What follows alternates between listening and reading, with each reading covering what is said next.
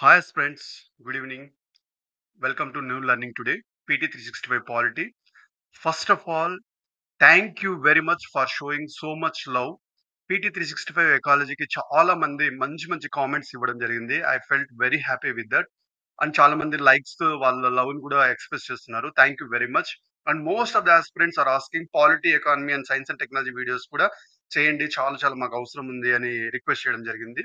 With that I got very much motivated. And then I came up with this video and Polity 365, Vision ASPT Polity 365. I want to sum up this very fast, less than 2.5 hours లో sum up చేస్తాను. And I want you to complete in live.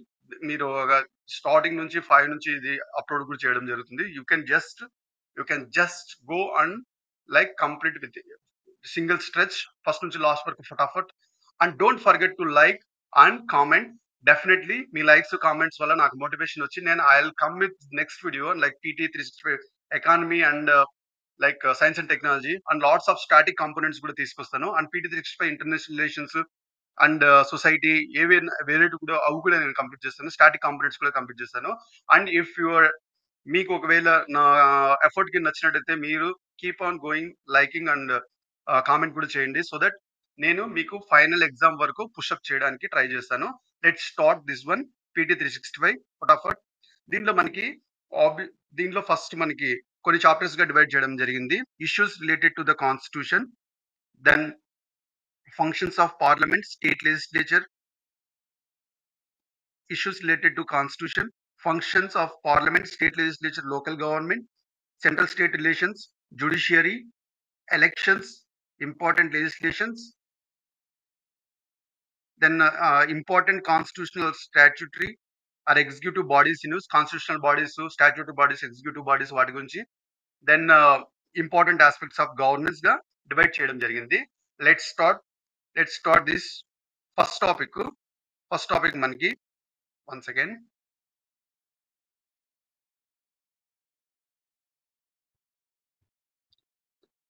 దీంట్లో first topic issues related to constitution లో basic structure doctrine very important. ఎందుకంటే Kesavananda Bharati case 1973 లో ఇది landmark judgement గా release చేయడం జరిగింది. దీంతో ఆబ్వియస్ గా ఇది బేసిక్ స్ట్రక్చర్ డాక్ట్రిన్ అనే దాన్ని ఫస్ట్ న్యూ ఇన్నోవేషన్ గా జుడిషియరీ ఇన్నోవేటెడ్ టూల్ అన్నమాట. It is not defined in constitution, very important. Not defined in constitution, very important. దీంట్లో కొన్ని బేసిక్స్ మనం తెలుసుకుందాం. ఎవల్యూషన్ ఆఫ్ బేసిక్ స్ట్రక్చర్ అనేది కాన్స్టిట్యూషన్ లో మెన్షన్ చేయబడలేదు, కాన్స్టిట్యూషన్ లో దీన్ని డిఫైన్ కూడా చేయబడలేదు. అయితే ఇది ఎలా ఎవాల్వ్ అయిందంటే దెర్ ఈస్ ఏ టసిల్. మనకి పార్లమెంట్ కి జుడిషియరీకి మధ్య ఒక టసిల్ ఉండింది. అప్పుడు లాట్స్ ఆఫ్ జుడిషియల్ ప్రొనౌన్స్మెంట్స్ ఇవ్వడం జరిగింది. దానికి రియాక్షన్ గా parliament lots of acts pass చేయడం జరిగింది. దాంట్లో ఫైనల్ గా ఇది కల్మినేట్ అయ్యి, ఆ చేంజెస్ మొత్తం కల్మినేట్ అయ్యి బేసిక్ స్ట్రక్చర్ డాక్ట్రిన్ ఒక ఇన్నోవేటివ్ టూల్ గా జుడిషియరీ ఇన్నోవేట్ చేయడం జరిగింది. ఫస్ట్ దీనిలో AP Gopalan case, Shankari Prasad case 1951, 1965 Sajjan Singh case. ఈ మూడిట్లోనూ సుప్రీంకోర్టు స్టాండ్ ఏంటంటే parliament any part of the constitution ని అమెండ్ చేయొచ్చు, ఇంక్లూడింగ్ ఫండమెంటల్ రైట్స్ కూడా అమెండ్ చేయొచ్చు అని చెప్పేసింది అనమాట. దాని తర్వాత నెక్స్ట్ మనకి 1967 లో గోపాలన్ కేసులో ఏం చెప్పిందంటే, గోపాలన్ కేసులో లైక్ ఆర్టికల్ 368 ఏదైతే ఉందో, లైక్ కంప్లీట్ పార్లమెంట్ దేన్నైనా అమెండ్ చేయొచ్చు అనే పవర్ లేదు. సో అన్నిటికీ అవాయిడ్ చేయడానికి వీల్లేదు, అండ్ ఫండమెంటల్ రైట్స్ కూడా మనకి అమెండ్ చేయడానికి వీలు లేదు అన్న స్టాండ్ తీసుకుంది. ఎప్పుడు గోపాలన్ కేసు. ఎందుకంటే అన్నిటినీ ఒకవేళ వీళ్ళు అమెండ్ చేయాలంటే మనకి కోర్ ప్రిన్సిపల్స్ ఆఫ్ కాన్స్టిట్యూషన్ కూడా డిస్ట్రాయ్ చేసే అవకాశం ఉంటుందని జుడిషియరీ గుర్తించింది. కాబట్టి దానికి అనుగుణంగా 1967 గోపాలన్ కేసులో ఆర్టికల్ 368 కింద కంప్లీట్ పార్లమెంట్ కి కంప్లీట్ అమెండ్మెంట్ చేసే పవర్ లేదు, at the same time fundamental rights కూడా అమెండ్ చేసే అధికారం లేదు అని చెప్పడం జరిగింది. దానికి రియాక్షన్ గా obviously parliament is not happy with that. Parliament ఏం చేసిందంటే దానికి అగేన్స్ట్ గా మీరు ఏదైతే ఇంటర్ప్రిట్ చేస్తున్నారు అందుకని బేస్డ్ ఆన్ సర్టెన్ కాన్స్టిట్యూషనల్ దీని మీదనే చేస్తున్నారు కదా. సో మేము కంప్లీట్ గా అమెండ్ చేసే కంప్లీట్ అమెండ్మెంట్ చేసే పవర్ మా కంట్రోల్లో తెచ్చుకుందాం అనే ఉద్దేశంతో parliament people have passed this 24th constitutional amendment act and 25th constitutional amendment act. 24th constitutional amendment act లో ఏం జరిగిందంటే, నీకు ఆర్టికల్ 3 ఉంటుంది. ఆర్టికల్ 13 ఏం చెప్తుందంటే, ఏ థింగ్స్ లా కింద వస్తుందో డిఫైన్ చేయబడి ఉంటుంది అన్నమాట ఆర్టికల్ 13 లో. దానిలో భాగంగా ఇది క్లియర్ గా ఏం చెప్పిందంటే కాన్స్టిట్యూషనల్ అమెండ్మెంట్ యాక్ట్ ని లా కింద కన్సిడర్ చేయకూడదు. అది కాన్స్టిట్యూషన్ తయారు చేసే దానిలో మౌలికంగా చేసే దానిలో భాగంగా చూస్తాం కాబట్టి అది లా కింద కన్సిడర్ ఇది ఇది మాత్రం ఇంపార్టెంట్ అండి. ఇది కూడా ఇంపార్టెంటే. ఒక ఆప్షన్ ఇవ్వచ్చు ఎప్పుడన్నా.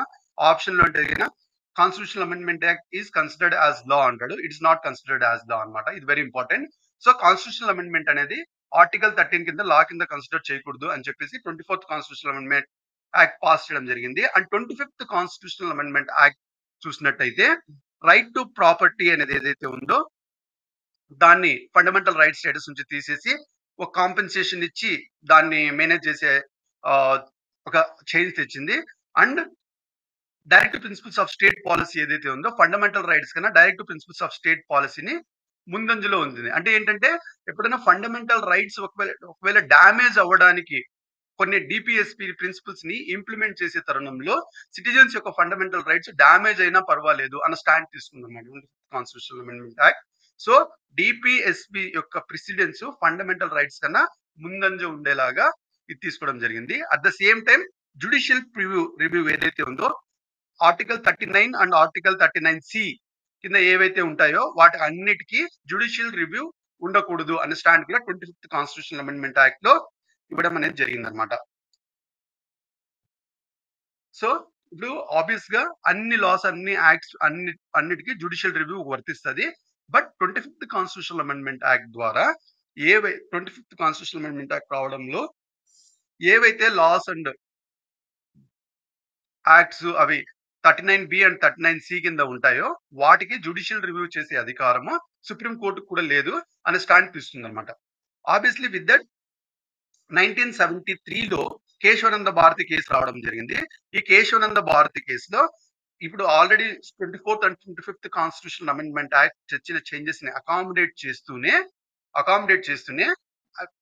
ఇంకో విషయం అండి. 1971 లో ఈ రెండు యాక్ట్స్ పాస్ అవ్వడం వల్ల ఏమైందంటే ఫండమెంటల్ రైట్స్ ఏవైతే ఉన్నాయో దే ఆర్ లిమిటెడ్. ఎందుకంటే పార్లమెంట్ దేన్నైనా కాన్స్టిట్యూషనల్ అమెండ్మెంట్ తో చేయొచ్చు. ఎందుకంటే పార్లమెంట్ ఏదైతే కాన్స్టిట్యూషనల్ అమెండ్మెంట్ ద్వారా అమెండ్మెంట్ ని తీసుకొస్తుందో అది లాగా కన్సిడర్ చేయకూడదు. కాబట్టి అది ఎప్పుడైతే లా కాదో అప్పుడే అది జ్యుడిషియల్ రివ్యూ చేసే అవకాశం కూడా కోల్పోతుంది. కాబట్టి ఫండమెంటల్ రైట్స్ ని కూడా even they can go amend చేసేయచ్చు. తద్వారా అవి జ్యుడిషియల్ రివ్యూ చేసే అధికారం లేదు అని చెప్పేసి తీసుకుంది. అయితే 1973లో నెక్స్ట్ కేశవానంద భారతి కేసు రావడం జరిగింది. ఈ Kesavananda Bharati case very important అండి. ఎందుకంటే కేరళ గవర్నమెంట్ ఒకసారి ల్యాండ్ అక్విజిషన్ జరిగింది, కంపల్సరీ ల్యాండ్ అక్విజిషన్. దానిలో కొన్ని article 25, article 26 and article 31 of the constitution ఏదైతే ఉందో అవి సిటిజన్స్ మేము కోల్పోతున్నామని చెప్పేసి వెళ్ళడం జరిగింది. దానికి అప్పుడు ఈ జడ్జిమెంట్ అనేది రావడం జరిగింది. ఇది మోస్ట్ ఇంపార్టెంట్ ఒక ఇంపార్టెంట్ ఫ్యాక్ట్ అండి.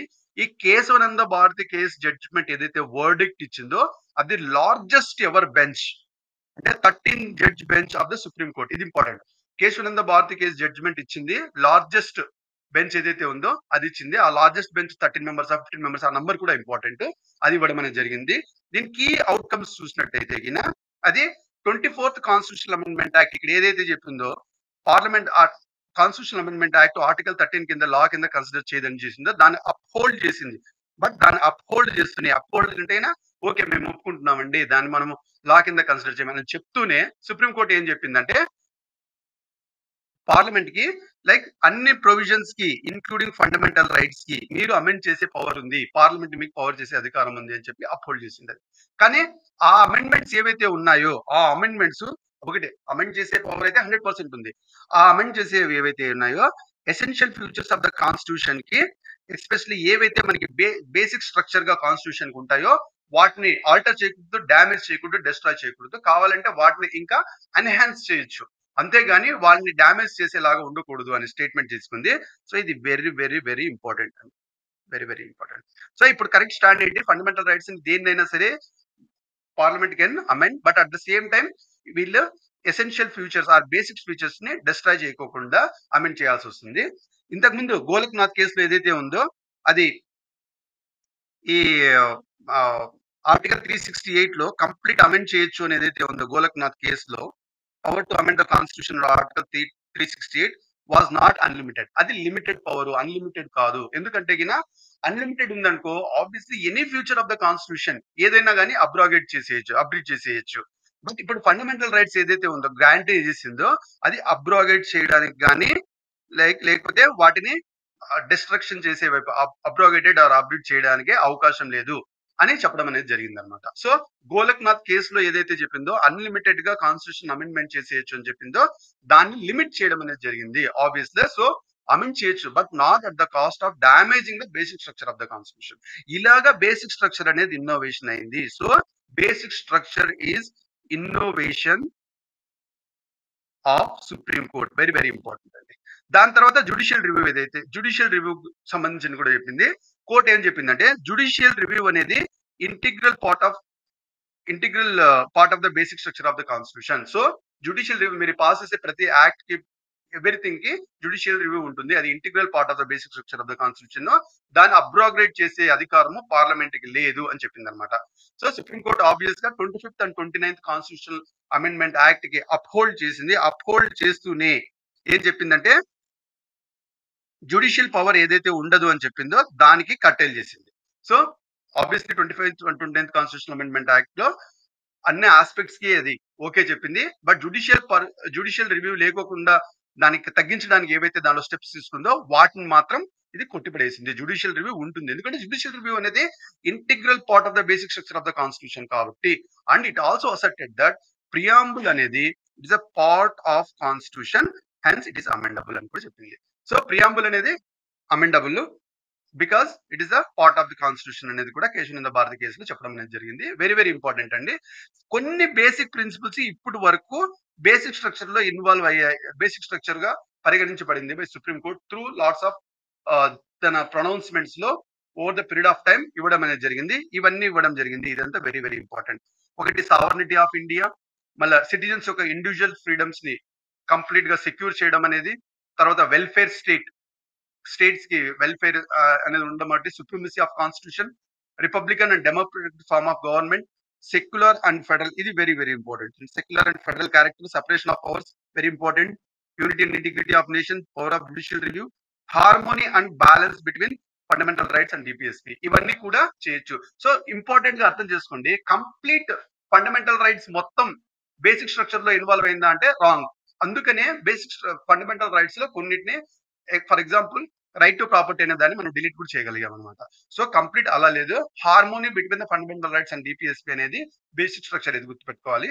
ఈ బేసిక్ స్ట్రక్చర్ డాక్ట్రిన్ గురించి ఇంకొన్ని విషయాలు ఇదేం చేస్తుందంటే fundamental features of the constitution ఏవైతే ఉన్నాయో వాటికి అమెండ్మెంట్ ద్వారా అబ్రోగేట్ చేసే అధికారం పార్లమెంట్ లేకుండా చేస్తుంది. Very important. ఇది ఎక్కడ కాన్స్టిట్యూషన్ లో మెన్షన్ చేయబడలేదు. దీని సిగ్నిఫికెన్స్ ఏంటంటే పార్లమెంట్ యొక్క పవర్, కంప్లీట్ పవర్ అనేది లేకోకుండా పార్లమెంట్ పవర్ కి చెక్ చేయడానికి హెల్ప్ అవుతుంది. At the same time constitution ని లివింగ్ డాక్యుమెంట్ గా ఉంచడానికి ఇది హెల్ప్ అవుతుంది. At the same time constitution ఇప్పుడు అమెండ్మెంట్ చేసే పవర్ వాటికి ఇస్తూనే ఆ అమెండ్మెంట్ అనే పేరుతో కాన్స్టిట్యూషన్ యొక్క ఫండమెంటల్ వాల్యూస్, ప్రిన్సిపల్స్ ని కూడా నేను దెబ్బతీస్తామంటే కుదరదు. సో మీకు ఇచ్చుడు over the period of time lots of changes వల్ల కాన్స్టిట్యూషన్ కి ఎప్పటికప్పుడు మార్పులు కావాలి. అట్ ద సేమ్ టైం ఆ మార్పుల వల్ల fundamental values and principles of the constitution destruction కాకోకుండా వాటిని కాపాడుకుంటూనే మనం మార్పులకు వెళ్ళాలి అనేది ఎన్షూర్ చేస్తుంది. And at the same time మనకి కాన్స్టిట్యూషన్ లాకి కొన్ని ప్రిన్సిపల్స్ బెడ్ రాక్ గా పనిచేస్తాయి. అవి ఏంటివి అనేది డిఫైన్ చేయబడుతుంది దీని ద్వారా. ఫర్ ఎగ్జాంపుల్ దాంట్లో రూల్ ఆఫ్ లా కావచ్చు, సెపరేషన్ ఆఫ్ పవర్స్ కావచ్చు, ఇండిపెండెన్స్ ఆఫ్ జుడిషియరీ కావచ్చు, ఇవన్నీ కూడా కాన్స్టిట్యూషన్ లాకి బెడ్ రాక్ ప్రిన్సిపల్స్ గా పనిచేయడం జరుగుతుంది అనేది కూడా యాక్సెప్ట్ చేయడం జరుగుతుంది. ఇది కూడా సిగ్నిఫికెన్స్ అనమాట. తర్వాత federal structure of the constitution ఏదైతే ఉందో అది అండర్మైన్ చేయకూడదు, ఎందుకంటే అది basic structure. So states centre మధ్య రిలేషన్షిప్ యాక్చువల్ గా ఒకరి సావర్నిటీని ఇంకో సావర్నిటీని యాక్చువల్ గా రెస్పెక్ట్ చేయాలి. సో ఒకసారి స్టేట్ యొక్క పవర్స్ ని సెంటర్ రెస్పెక్ట్ చేయాలి, సెంటర్ యొక్క పవర్స్ ని స్టేట్స్ రెస్పెక్ట్ చేయాలి. సెంటర్ స్టేట్స్ మధ్య పవర్స్ లో ఎంక్రోచ్ అవ్వడానికి వీల్లేదు. అప్పుడే మనకి federal structure of the constitution real essence లో ఉంటుంది. అండ్ జుడిషియరీ అప్రోచ్ ఏదైతే ఉందో కాన్స్టిట్యూషన్ ఇంటర్ప్రిటేషన్ లో జుడిషియరీ అప్రోచ్ కూడా ఇది షేప్ చేయడం అనేది జరుగుతుంది అనమాట. ఇదండి first article, very very important. ఎందుకంటే ఆల్రెడీ ఒకసారి ఇది యూపీఎస్సీలో ఇవ్వడం అనేది జరిగింది. యూపీఎస్సీ లాట్స్ ఆఫ్ స్టేట్ వాటిలో అన్నింటిలోనూ క్వశ్చన్ ఇది ఇవ్వడం జరిగింది. Very very important. Will go to the next article అండి. నెక్స్ట్ ఆర్టికల్ ఇది independence of district judiciary basic structure. So district judiciary కూడా బేసిక్ స్ట్రక్చర్ ఉంది. ఫస్ట్ మనకి జ్యుడిషియరీ అంటే ఒకటి అర్థం చేసుకోవాలి. ఇండిపెండెంట్ ప్లస్ ఇంటిగ్రేటెడ్ జ్యుడిషియరీ ఉంటుంది.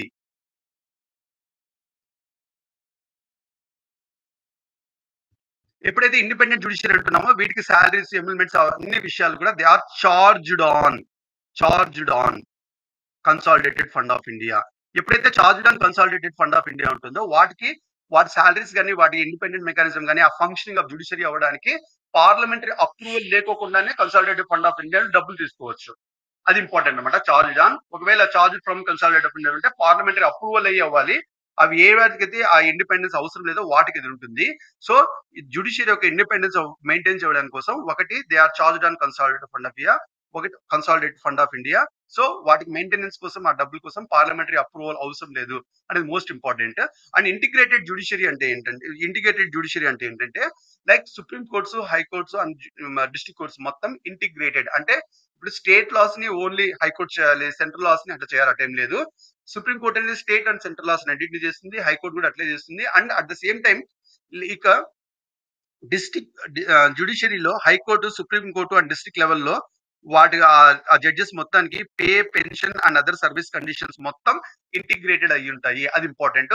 అండ్ ఇంకోటి సపరేషన్ ఆఫ్ పవర్ ఉంటుంది. Separation of power is basic structure doctrine పైన చెప్పాం కదా, అదనమాట. ఎందుకంటే ఈ జ్యుడిషియరీ స్టాఫ్ ఏదైతే ఉందో వాళ్ళు కంప్లీట్ గా స్టాఫ్ ఉండాలి, సపరేట్ ఉండాలి లెజిస్లేచర్ అండ్ ఎగ్జిక్యూటివ్ వింగ్ నుంచి. అప్పుడే మనకి ఇండిపెండెంట్ ఆఫ్ జ్యుడిషియరీ అనేది మెయింటైన్ అవుతుంది. సో ఈవెన్ డిస్ట్రిక్ట్ జడ్జెస్ దానిలో కూడా ఇది మెయింటైన్ అవ్వాలి అని చెప్పడం అనేది జరిగింది. తర్వాత యూనిఫైడ్ జ్యుడిషియరీ, ఎందుకంటే సర్వీస్ కండిషన్స్ ఆఫ్ జడ్జెస్ ఏదైతే ఉన్నారో అవి ఫర్ అక్రాస్ స్టేట్స్, అంటే అన్ని స్టేట్స్ లో కూడా సేమ్ టర్మ్స్ అండ్ కండిషన్స్ ఉండాలి అని అనమాట. అందుకు అప్పుడు independent of judiciary across all state అనేది మెయింటైన్ అవుతుంది. సో ఇక్కడ మోస్ట్ ఇంపార్టెంట్ మనం గుర్తుపెట్టుకోవాలంటే డిస్ట్రిక్ట్ జ్యుడిషియరీ ఇండిపెండెన్స్ అనేది బేసిక్ స్ట్రక్చర్ ఆఫ్ కాన్స్టిట్యూషన్ గా పరిగణించాలి. ఇది ఇంపార్టెంట్ అనమాట. దీని తర్వాత మనకి డిస్ట్రిక్ట్ జ్యుడిషియరీ గురించి ఇంకోటి కొన్ని పాయింట్స్.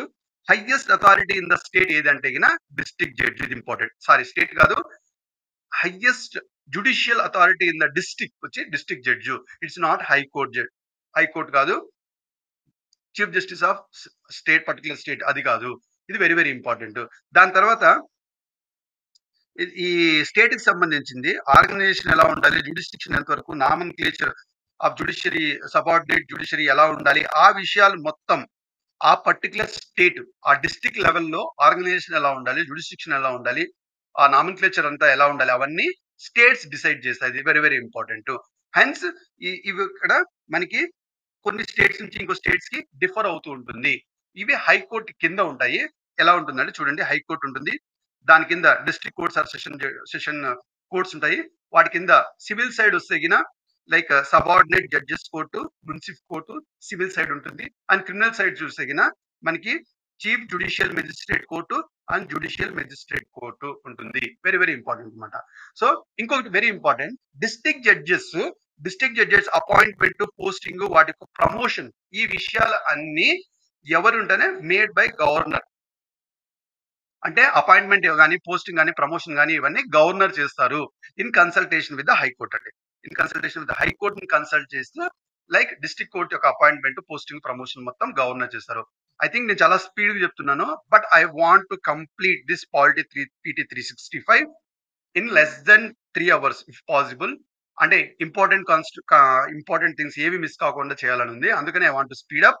అండ్ ఇంకొకసారి మిమ్మల్ని గుర్తు చేస్తున్నా, please like and subscribe and comment చేయండి. తద్వారా నాకు ఇంకా మోటివేషన్ వస్తుంది. I will come with PT 365 economy and PT 365 science and technology కూడా. Like and subscribe. Let's start. Abrogation of article 370.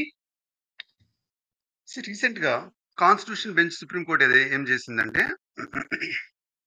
Union government 2019 లో like special status of Jammu and Kashmir ఏదైతే ఉందో దాన్ని రిపీల్ చేస్తూ ఆర్టికల్ 370 కింద ఏదైతే స్పెషల్ పవర్ ఉందో దానికి రిపీల్ చేస్తూ ఇచ్చిన సుప్రీం కోర్టుని జడ్జిమెంట్ ని సుప్రీం కోర్టు అప్హెల్డ్ చేసింది అనమాట. ఇది రీసెంట్ గా న్యూస్ లో రావడం జరిగింది. లెట్స్ సి ఏం దీనిలో ఇంపార్టెంట్ విషయం ఉంది. ఒకటి ఫస్ట్ ఇంపార్టెంట్ అర్థం చేసుకోవాలి. ఆగస్ట్ 2019 రోజు ప్రెసిడెంట్ ఆర్డినెన్స్ ఇవ్వలేదు. Very important. An order president తన ఆర్డర్ ద్వారా president order very very important అండి. ప్రెసిడెంట్ ఆర్డినెన్స్ ద్వారా అంటాడు. ఆర్డినెన్స్ కాదు. Ordinance special power of president అది ఒప్పుకుంటాను. But by just an order ఒకటి constitution application to Jammu and Kashmir order 2019 release చేయడం అని జరిగింది. దాని ద్వారా లైక్ ఇండియన్ కాన్స్టిట్యూషన్ లో కొన్ని చేంజెస్ అనేది తీసుకురావడం అనేది జరిగింది. దానికి అనుగుణంగానే Jammu and Kashmir reorganisation act 2019 pass అవడం జరిగింది. తద్వారా ఆ జమ్మూ అండ్ కాశ్మీర్ ని 2 యూనియన్ టెరిటరీస్ గా డివైడ్ చేయడం అనేది జరిగింది. Very very important. దాని తర్వాత పిటిషనర్స్ కొంతమంది సుప్రీం కోర్టుకి వెళ్ళారు. దానికి అనుగుణంగా దానికి రియాక్షన్ గా జడ్జిమెంట్ ఇవ్వడం అనేది జరిగింది. ఈ జడ్జిమెంట్ లో ఏదైతే ఏం చెప్పిందంటే ఆబ్వియస్లీ ఈ ప్రెసిడెన్షియల్ ప్రొక్లమేషన్ ఏదైతే జరిగిందో 2019 లో దాన్ని అప్హెల్డ్ చేసింది. అంటే అది ఇట్ హ్యాస్ బిన్ వాల్యూ. ఎందుకంటే మనకి ఎస్ఆర్ బొమ్మాయి కేసులో ఒకటి ఉందన్నమాట. ఎస్ఆర్ బొమ్మాయి కేసులో సుప్రీం కోర్ట్ ఏం చెప్పిందంటే actions of president during the state emergency were open to judicial scrutiny అనేది కూడా ఉంది. సో ఆబ్వియస్లీ అప్పుడు ఆ టైంలో ఎమర్జెన్సీ ఉంది. స్టేట్ ఎమర్జెన్సీ ఆ టైంలో ఇది రావడం అనేది జరిగింది. సో వాళ్ళకి ఈవెన్ అది ప్రెసిడెంట్ ఆర్డర్ కి అనుగుణంగా వచ్చి పార్లమెంట్ కి యాక్ట్ పాస్ అయినా కానీ వాళ్ళు సుప్రీం కోర్టుకి వెళ్ళే అవకాశం ఉంది. తద్వారా వాళ్ళు వెళ్ళడం అని జరిగింది. దానికి రియాక్షన్ గా ఇప్పుడు జడ్జిమెంట్ ఇచ్చింది. జడ్జిమెంట్ అనేది దేని బేసిస్ గా ఇచ్చిందంటే సుప్రీం కోర్ట్ ఏమని చెప్పిందంటే ఆర్టికల్లో 370 ఏదైతే ఉందో అది టెంపరరీ అండ్ ట్రాన్సిషనల్ ప్రొవిజన్ మాత్రమే. సో ఇది ఈవెన్ ఇప్పుడు ప్రెసిడెంట్ ఆర్డర్ ద్వారా ఇచ్చింది అండ్ దాని తర్వాత పార్లమెంట్ యాక్ట్ పాస్ చేసి ఒక స్టేట్ ని 2 యూనియన్ టెరిటరీస్ గా ఏదైతే చేసిందో అది అప్హెల్డ్ అవుతుంది అని క్లియర్ గా చెప్పింది అనమాట. ఇంకా కోర్ట్ ఏమని చెప్పిందంటే యూటీ అనేది యూనియన్ టెరిటరీ ఏదైతే ఉందో దాన్ని ఒక స్టేట్ నుంచి యూనియన్ టెరిటరీగా చేసే పవర్ పార్లమెంట్ కు ఉంది. ఎందుకంటే పార్లమెంట్ ఒక లా పాస్ చేసి ఒక స్టేట్ నుంచి కొంచెం టెరిటరీని సపరేట్ చేయడం కానీ లేకపోతే 2 లేకపోతే 3 స్టేట్లని కలపడం కానీ లేకపోతే ఒక స్టేట్ లో ఇంకో స్టేట్ లో ఇంకో భాగం తీసుకొని వాటిని ఇంకో స్టేట్ గా లేకపోతే యూనియన్ టెరిటరీగా చేసే పవర్ పార్లమెంట్ బై సింపుల్ మెజారిటీతో చేసే అవకాశం ఉంది. అది ఆర్టికల్ 3 ప్రకారము. ఇంకోటి ఏంటంటే ఆర్టికల్ 3 లో స్టేట్ అనేది వర్డ్ ఉంది కదా. ఆర్టికల్ 3 లో స్టేట్ అనే వర్డ్ యూజ్ చేయబడింది. ఆ స్టేట్ లో అనే వర్డ్ లో that includes union territory also. So obvious గా ఈ కండిషన్ ద్వారా పార్లమెంట్ కి పాస్ చేసే అధికారం ఉంది అండ్ ప్రెసిడెంట్ యొక్క ఆర్డర్ ఏదైతే ఉందో అది కూడా వ్యాలిడే అని చెప్పి సుప్రీం కోర్ట్ అనేది చెప్పడం జరిగింది. ఇంకొకటి ఇంపార్టెంట్ అండి. ఆర్టికల్ 370 హిస్టారికల్ కంటెక్స్ట్ మాక్సిమం ఇవ్వకపోవచ్చు కానీ మనకు తెలియాలి. ఎందుకంటే ఎక్కడో చిన్న చిన్న ఆప్షన్స్ ఎక్స్క్లూడ్ చేయడానికి హెల్ప్ అవుతుంది. మనకి 1947 అక్టోబర్ 1947 లో మహారాజా హరి సింగ్ యాక్చువల్ గా ఇన్స్ట్రుమెంట్ ఆఫ్ అక్సెషన్ ని సైన్ చేయడం అనేది జరిగింది. తద్వారా Jammu and Kashmir dominion of ఇండియాగా సెసీడ్ అవ్వడం అనేది జరిగింది. Very important instrument of accession. దాని ద్వారా Jammu and Kashmir became part of the India. అది ఇంపార్టెంట్. దాంతో మన ఇంకోటి ఏంటంటే ఆర్టికల్ 370 అనేది కూడా కాన్స్టిట్యూషన్ లో ప్లేస్ చేయడం జరిగింది. దట్ పార్ట్ ఆఫ్ ఆర్టికల్ 21 దానిలో భాగంగా ఒక ఇంపార్టెంట్ టర్మ్ అనేది మెన్షన్ చేయడం జరిగింది. అది temporary and transitional provisions. Article 370 అనేది స్పెషల్ స్టేటస్ ఏదైతే జమ్మూ అండ్ కాశ్మీర్ కి ఇచ్చారో అది టెంపరరీ అండ్ ట్రాన్సిషనల్ ప్రొవిజన్స్ అనేది దాంట్లో మెన్షన్ చేయడం అనేది జరిగింది. దాని తర్వాత ఇంకొక ఆర్టికల్ 370 లో ఇంకొక వర్డ్ ఉందన్నమాట. Defence, foreign affairs, finance and communications. ఈ మ్యాటర్స్ కంప్లీట్ పార్లమెంట్ చేతుల్లో ఉంటుంది.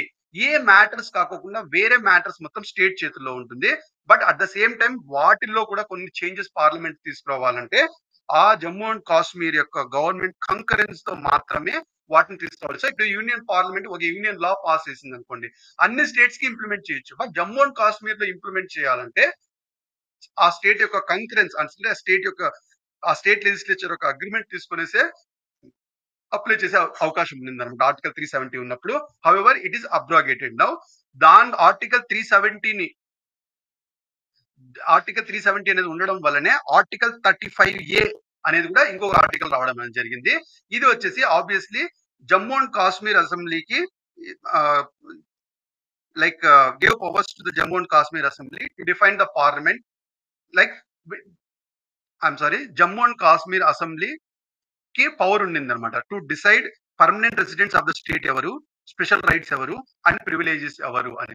So obviously Jammu and Kashmir ఏంటి దానికి అనుగుణంగా పర్మనెంట్ రెసిడెంట్ వీళ్ళకి స్పెషల్ రైట్స్ ఉంది, వీళ్ళకి ప్రివిలేజెస్ ఉంది అని చెప్పి వాళ్ళు మాత్రం పాస్ చేసుకునే అధికారం ఉంది ఆర్టికల్ 35A కింద. సో ఇప్పుడు ఆర్టికల్ 370 అనేది అబ్రోగేట్ చేయడం వల్ల ఆర్టికల్ 35A కూడా ఎగిరిపోయింది. అది వెరీ ఇంపార్టెంట్ అనమాట. సో ఆర్టికల్ 3 గురించి వెరీ వెరీ ఇంపార్టెంట్. ఎప్పుడైనా ఒక స్టేట్ ని బౌండరీస్ ని ఆల్టర్ చేయడం కానీ, ఏరియాని ఆల్టర్ చేయడం కానీ, దాని నేమ్ ని చేంజ్ చేయడం కానీ, ఇవన్నిటికీ అండర్ ఆర్టికల్ 3 కింద చేయొచ్చు. అలాంటి చేంజెస్ ఏమన్నా చేస్తే గిన అది ఆన్ రికమెండేషన్ ఆఫ్ ప్రెసిడెంట్ వల్ల ముందే ఫస్ట్ ప్రెసిడెంట్ ని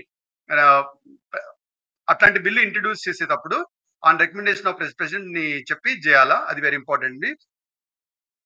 on the recommendation of president. At the same time ఇంకోటి ఏంటంటే అట్లాంటి బిల్ ఏదైతే ఉందో ఏరియాని కానీ, బౌండరీని కానీ, నేమ్ ఆఫ్ ద స్టేట్ ని ఆల్టర్ చేసి అట్లాంటివన్నీ అట్లాంటి అట్లాంటి బిల్లు ప్రెసిడెంట్ స్టేట్ లెజిస్లేచర్ కి దాని వ్యూస్ అడగాలి కంపల్సరీగా. అది ఇంపార్టెంట్.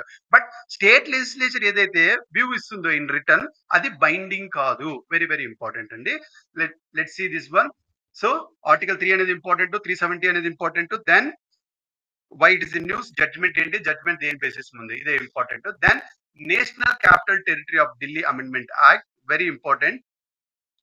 రీసెంట్ గా government of national capital territory NCD act 2023 president assent ఇవ్వడం అనేది జరిగింది. దీనిలో కొన్ని చేంజెస్ రావడం అనేది జరిగింది.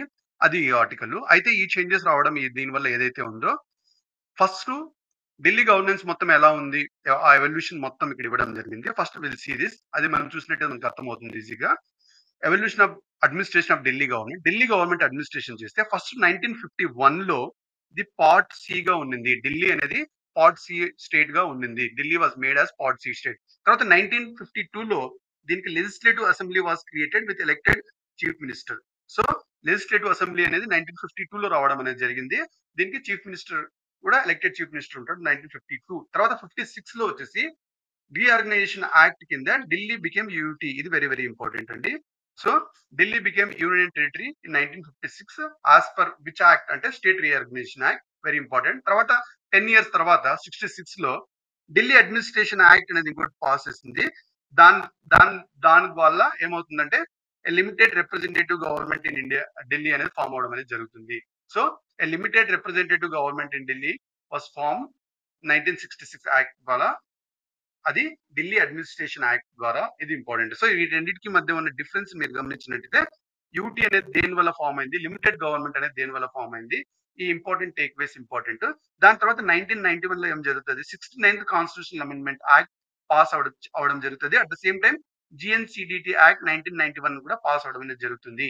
తద్వారా దీనికి ఆబ్వియస్లీ వెరీ ఇంపార్టెంట్ అండి 99 ఇది జరగడం జరిగింది. ఇప్పుడు దీనికి ఉన్న చేంజెస్ 2021 లో అమెండ్మెంట్స్, తర్వాత 2023 లో అమెండ్మెంట్స్ అనేది జరుగుతుంది అనమాట. Let's see what is this one. దీనిలో ఏం చేంజెస్ వచ్చాయి, ఎలా అడ్మినిస్ట్రేషన్ జరుగుతుంది అనేది మొత్తం లెట్స్ సీ. ఈ గేవ్ ఇన్ డీటెయిల్ అండి. మనకి ఈ 2023 లో ఏదైతే అమెండ్మెంట్ జరిగిందో దాని ప్రకారం వచ్చేసి ఒక స్టాట్యూటరీ అథారిటీ అనేది ఫామ్ అవడం అనేది జరుగుతుంది. అదే national capital civil service authority NCCSA. ఈ అథారిటీ ఏంటంటే ఆబ్వియస్ గా లెఫ్టినెంట్ గవర్నర్ అయితే లెఫ్టినెంట్ గవర్నర్ కి కొన్ని రికమెండేషన్స్ ఇవ్వడం జరుగుతుంది regarding certain postings, vigilance and incidental matters. ఈ విషయాలకు అన్నిటికీ రికమెండ్ చేయడానికి, ఈ విషయాల మీద అన్నిటికీ రికమెండ్ చేయడానికి ఒక స్టాట్యూటరీ అథారిటీ ఫామ్ అవడం అనేది జరిగింది. అది national capital civil service authority. దీనిలో ముగ్గురు ఉంటారు. మెయిన్ గా ఒక chief minister of Delhi, very important. Chief minister of Delhi lieutenant general ఉంటారు, లేకపోతే హోమ్ మినిస్టర్ ఉంటాడు, రాంగ్ అనమాట. దీనిలో చీఫ్ మినిస్టర్ ఆఫ్ ఢిల్లీ ఉంటారు.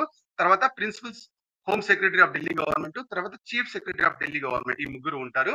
ఈ ముగ్గురులో యూ నీడ్ టు అండర్స్టాండ్ ఇవి రెండు ఉంది కదా, like principal home secretary and chief secretary of Delhi government రెండు సెంట్రల్ గవర్నమెంట్ అపాయింట్ చేస్తుంది. Central government appoint. So central government appoint చేసిన principal home secretary, chief secretary, తర్వాత చీఫ్ మినిస్టర్ ఆఫ్ ఢిల్లీ, వీళ్ళు ముగ్గురు కలిసి NCCSA అనేది ఫామ్ అవడం జరుగుతుంది. అది స్టాట్యూటరీ అథారిటీస్. అండ్ దీని మెయిన్ ఇంపార్టెంట్ ఫంక్షన్ ఏంటంటే కింద లెఫ్టినెంట్ గవర్నర్ కి రికమెండేషన్ చేస్తుంది అనమాట. Very important. సో ఎప్పుడైనా ఇది ఏదైతే ఆ రికమెండేషన్స్ అండ్ ఆ రికమెండేషన్స్ తీసుకోవాలా అనేది లేదు, ఎట్లా డిసైడ్ చేస్తారంటే based on majority of the voters of members present and voting. దాని ప్రకారంగా వాటిని తీసుకోవడం లేదా అనేది జరుగుతుంది. Most important. అయితే ఈ లెఫ్టినెంట్ గవర్నర్ కి కొన్ని ఆ రికమెండేషన్స్ తీసుకోకుండా డిస్క్రిషనరీగా చేసే పనులు కొన్ని ఉంటాయి. And at the same time discretion కాకోకుండా వాళ్ళ రికమెండేషన్ మీద చేసే పనులు కొన్ని ఉంటాయి. అటు డిస్క్రిషన్ గా చేసే పనులు ఏవి ఉన్నాయి అనేది వెరీ ఇంపార్టెంట్ అండి. ఏవైతే ఢిల్లీ లెజిస్లేటివ్ అసెంబ్లీలో లేకోకుండా ఉంటాయో, at the same time lieutenant government కి డెలిగేట్ చేయబడి ఉంటాయో ఆ విషయాలు which have been delegated to lieutenant ఆ విషయాలు అట్ ద సేమ్ టైమ్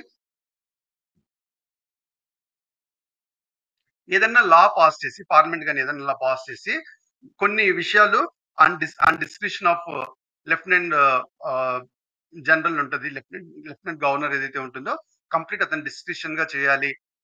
అవి జ్యుడిషియల్ ఫంక్షన్స్ కావచ్చు, క్వాసి జ్యుడిషియల్ ఫంక్షన్స్ కావచ్చు, అట్లా డెలిగేట్ చేస్తారు చూడు, ఆ విషయాలన్నీ సోల్ డిస్క్రిషన్ మీద చేయడం అనేది జరుగుతుంది. వెరీ ఇంపార్టెంట్ అండి. ఈ lieutenant governor decision will be final. ఎప్పుడు ఒకవేళ difference of opinion between him and his authority ఇది వచ్చినప్పుడు లెఫ్టినెంట్ గవర్నర్ యొక్క డెసిషన్ ఫైనల్ ఉంటుంది. ఇది వెరీ ఇంపార్టెంట్ అండి. దాని తర్వాత డిస్పోజల్ మ్యాటర్స్ బై మినిస్టర్స్ అంటే కొన్ని విషయాల్లో must be submitted to lieutenant governor. Lieutenant governor కి సబ్మిట్ చేసే దిస్ హాస్ టు ఫంక్షన్. దానిలో chief minister and chief secretary for his opinion priority to issue any order. Chief minister కానీ any ministers కానీ కొన్ని functions కానీ కొన్ని orders ఇచ్చే ముందు లెఫ్టినెంట్ గవర్నర్ కి తప్పకుండా కలిసే and I mean lieutenant governor ని సబ్మిట్ చేస్తే ఇది చేయాల్సి వస్తుంది. అవే విషయాలు ఉంటుంది. The matters related to peace and tranquility of Delhi కావచ్చు, relation between Delhi government and central government, supreme court and other state governments కావచ్చు, and legislative assembly prorogation and dissolution సంబంధించిన విషయాలు కావచ్చు, తర్వాత లెఫ్టినెంట్ గవర్నర్ కి సంబంధించిన విషయాలు ఏవైతే సోల్ డిస్క్రిషన్ మీద ఉండి ఏదైనా ఆర్డర్ ఇస్తారో ఆ విషయాలు కావచ్చు. ఇవన్నీ కూడా ఆబ్వియస్ గా లెఫ్టినెంట్ గవర్నర్ కి కంప్లీట్ గా Delhi government and chief ministers and chief secretary వాళ్ళు మొత్తం వాళ్ళ ఒపీనియన్ కి లెఫ్టినెంట్ గవర్నర్ యొక్క ఒపీనియన్ తీసుకుని ఈ ఆర్డర్ ఇవ్వడం అనేది జరుగుతుంది. Very important. అయితే గవర్నెన్స్ మోడల్ ఆఫ్ ఢిల్లీ మనం చూసినట్టయితే ఇది ఇందాక ఈ స్ట్రక్చర్ మొత్తం చెప్పాను. దీనిలో వెరీ ఇంపార్టెంట్ గా మనకు అర్థం అవ్వాల్సింది, తప్పకుండా గుర్తుపెట్టుకోవాల్సింది ఏంటంటే ఢిల్లీని యూనియన్ టెరిటరీగా క్లాసిఫై చేయడం జరిగింది according to article 239. Very important. ఇది union territory as per which article union 239. ఒకవేళ ఇది యూనియన్ ఆర్టికల్ 239 ద్వారా యూనియన్ టెరిటరీగా చేయడం వల్ల ఏమవుతుందంటే దాన్ని డైరెక్ట్ గా ప్రెసిడెంట్ లేకపోతే ప్రెసిడెంట్ అపాయింట్ చేయబడిన అడ్మినిస్ట్రేటర్ గవర్న్ చేస్తాడు. అతను ఎవరంటే lieutenant governor obviously. So lieutenant governor దీనికి రూల్ చేస్తాడు డైరెక్ట్ గా. Very important. అండ్ దీనికి ఒక స్పెషల్ కమిటీ అనేది ఫామ్ అవడం జరిగిందా, అది S Balakrishnan committee 69th constitutional amendment act కి ఏదైతే చేయడం అనేది జరిగిందో అది ఎస్ బాలకృష్ణన్ కమిటీ రికమెండేషన్స్ ద్వారా చేయడం అనేది జరిగింది. 69th కాన్స్టిట్యూషనల్ అమెండ్మెంట్ యాక్ట్ దాని ద్వారా ఢిల్లీకి స్పెషల్ స్టేటస్ ఆఫ్ ఢిల్లీ రావడం అనేది జరిగింది. అదే national capital territory of Delhi NCTD అనేది ఫామ్ అవ్వడము ఏ కమిటీ రికమెండేషన్స్ ద్వారా అంటే ఎస్ బాలకృష్ణన్ కమిటీ రికమెండేషన్స్. అది ఏ యాక్ట్ ద్వారా అంటే 69th కాన్స్టిట్యూషనల్ అమెండ్మెంట్ యాక్ట్ 1991 ద్వారా. ఇంకోటి వెరీ ఇంపార్టెంట్, ఆర్టికల్ 239 ద్వారా ఢిల్లీకి స్పెషల్ కేటగిరీ యూనియన్ టెరిటరీ అనేది ఇవ్వడం జరిగింది.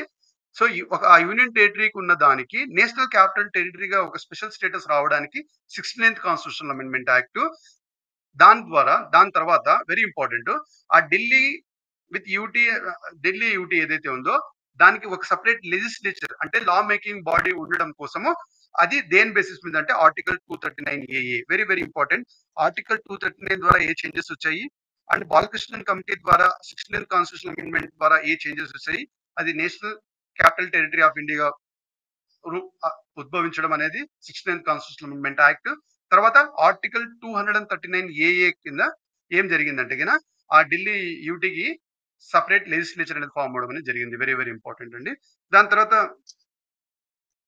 ఇతనే ప్రెసిడెంట్ చేత అపాయింట్ చేయబడిన administrator for Delhi operating with aid and advice of council of ministers of Delhi. Very important. దాని తర్వాత ఢిల్లీ లెజిస్లేచర్ కి పవర్ మేకింగ్ దాంట్లో మనం చూసినట్టయితే దీనికి state list and concurrent list లో ఉన్న మ్యాటర్స్ అన్నిటికీ లెజిస్లేట్ చేసే లా మేకింగ్ అథారిటీ ఉంటుంది.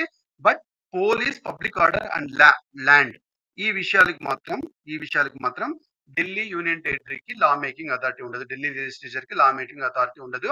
మిగతా concurrent list and state list ఉన్న మ్యాటర్స్ అన్నిటికీ ఢిల్లీ లెజిస్లేచర్ బిల్స్ పాస్ చేసే యాక్ట్స్ పాస్ చేసే అవకాశం ఉంటుంది.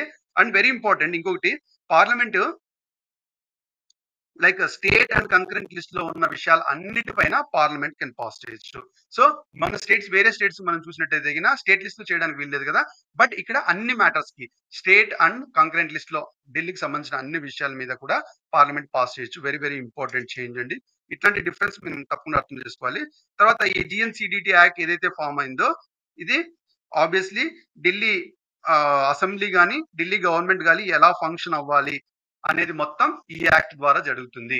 Regarding this very important, national capital territory of India, దీనిలో ఇంపార్టెంట్ గా 239 ఆర్టికల్ ఏంటి, 239 ఏఏ ఏంటి, and 69th constitutional amendment act based on which committee, and దాని ద్వారా వచ్చిన చేంజ్ ఏంటి అని ఎవల్యూషన్ మొత్తం ఇదంతా ఇంపార్టెంట్ అండి. దీనికి సంబంధించిన క్వశ్చన్ తప్పకుండా వచ్చే అవకాశం ఉంది. తర్వాత let's see preventive detention. First detention అంటే మీనింగ్ తెలుసుకోవాలి. ఫస్ట్ డిటెన్షన్ అంటే ఏం లేదు, మనకి డీటైన్ చేయడం అంటే మనకి కొన్ని అక్కడ మనం ఫంక్షన్ చేయకుండా ఉండదు, మనం ఫ్రీడమ్ ని కట్టైల్ చేయడం. ఎప్పుడైతే కమ్యూనల్ క్లాషెస్ అట్లాంటివి ఏమన్నా జరుగుతుంటాయో, అట్లాంటప్పుడు ఒకవేళ ఆ క్లాష్ జరిగాక మనకి జైల్లో పెడితే దాన్ని పునిటివ్ డిటెన్షన్ అంటారు. అట్ ద సేమ్ టైం అట్లాంటి క్లాష్ జరగకముందే వాళ్ళకి ఒకవేళ ఇన్వెస్టిగేటివ్ అథారిటీకి ఒక ఇన్ఫర్మేషన్ ఉంది, ఆ ఇన్ఫర్మేషన్ ఏదైతే ఉందో దానిలో ఏముందంటే ఈ కొద్ది రోజులకి ఇతను దీనివల్ల కమ్యూనల్ క్లాషెస్ అయ్యే అవకాశం ఉంది అని ఒకవేళ అతనికి వస్తే ఆ క్లాషెస్ కి నుంచి కాపాడడం కోసం ముందే ప్రివెంట్ చేయడానికి యూజ్ చేస్తే డిటెన్షన్ అనే టూల్ ని వాడితే దాన్నే ప్రివెంటివ్ డిటెన్షన్ అంటారు. వెరీ ఇంపార్టెంట్ అండి. లెట్స్ సి దీని మోస్ట్ ఇంపార్టెంట్ ఏంటి అంటే ఇది obviously colonial legacy. So colonial period లో ఉన్న దాన్ని మనం అట్లా కంటిన్యూ చేయడం జరుగుతుంది. This has to be used only in rarest of the rare cases. అంటే చాలా తక్కువ సందర్భాల్లో మాత్రమే వాడాలి. ఎందుకంటే మనకి freedom of speech and expression and freedom of movement ఇవన్నీ ఫండమెంటల్ రైట్స్ లో భాగం కాబట్టి ఇది ఎలా పడితే అలా వాడడానికి వీల్లేదు. ప్రివెంటివ్ డిటెన్షన్ కొన్ని డీటెయిల్స్ ఇవ్వడం అనేది జరిగింది. ప్రివెంటివ్ డిటెన్షన్ ఏదైతే మనకు without trial and without conviction లేకోకుండా కోర్టు తీర్పు ఇవ్వక ముందే అతని వల్ల కొద్దిగా like dangerous things public order లో జరుగుతుంది, పబ్లిక్ ఆర్డర్ డిస్టర్బ్ అవుతుంది అని ముందే ఫీల్ అయ్యి అతన్ని ముందే జైల్లో పెట్టడం అనేది జరుగుతుంది. దాన్ని మనం ప్రివెంటివ్ డిటెన్షన్ అంటున్నాము. దీని మెయిన్ ఉద్దేశం ఏంటంటే మనము like offence in near future లో అతను ఏదో అఫెన్స్ చేయబోతున్నాడు, ఏదో తప్పు చేస్తున్నాడు, ఏదో వైలెన్స్ కానీ అట్లాంటి పని జరుగుతుంది, దాని నుంచి కాపాడడం కోసం చేసే టూల్.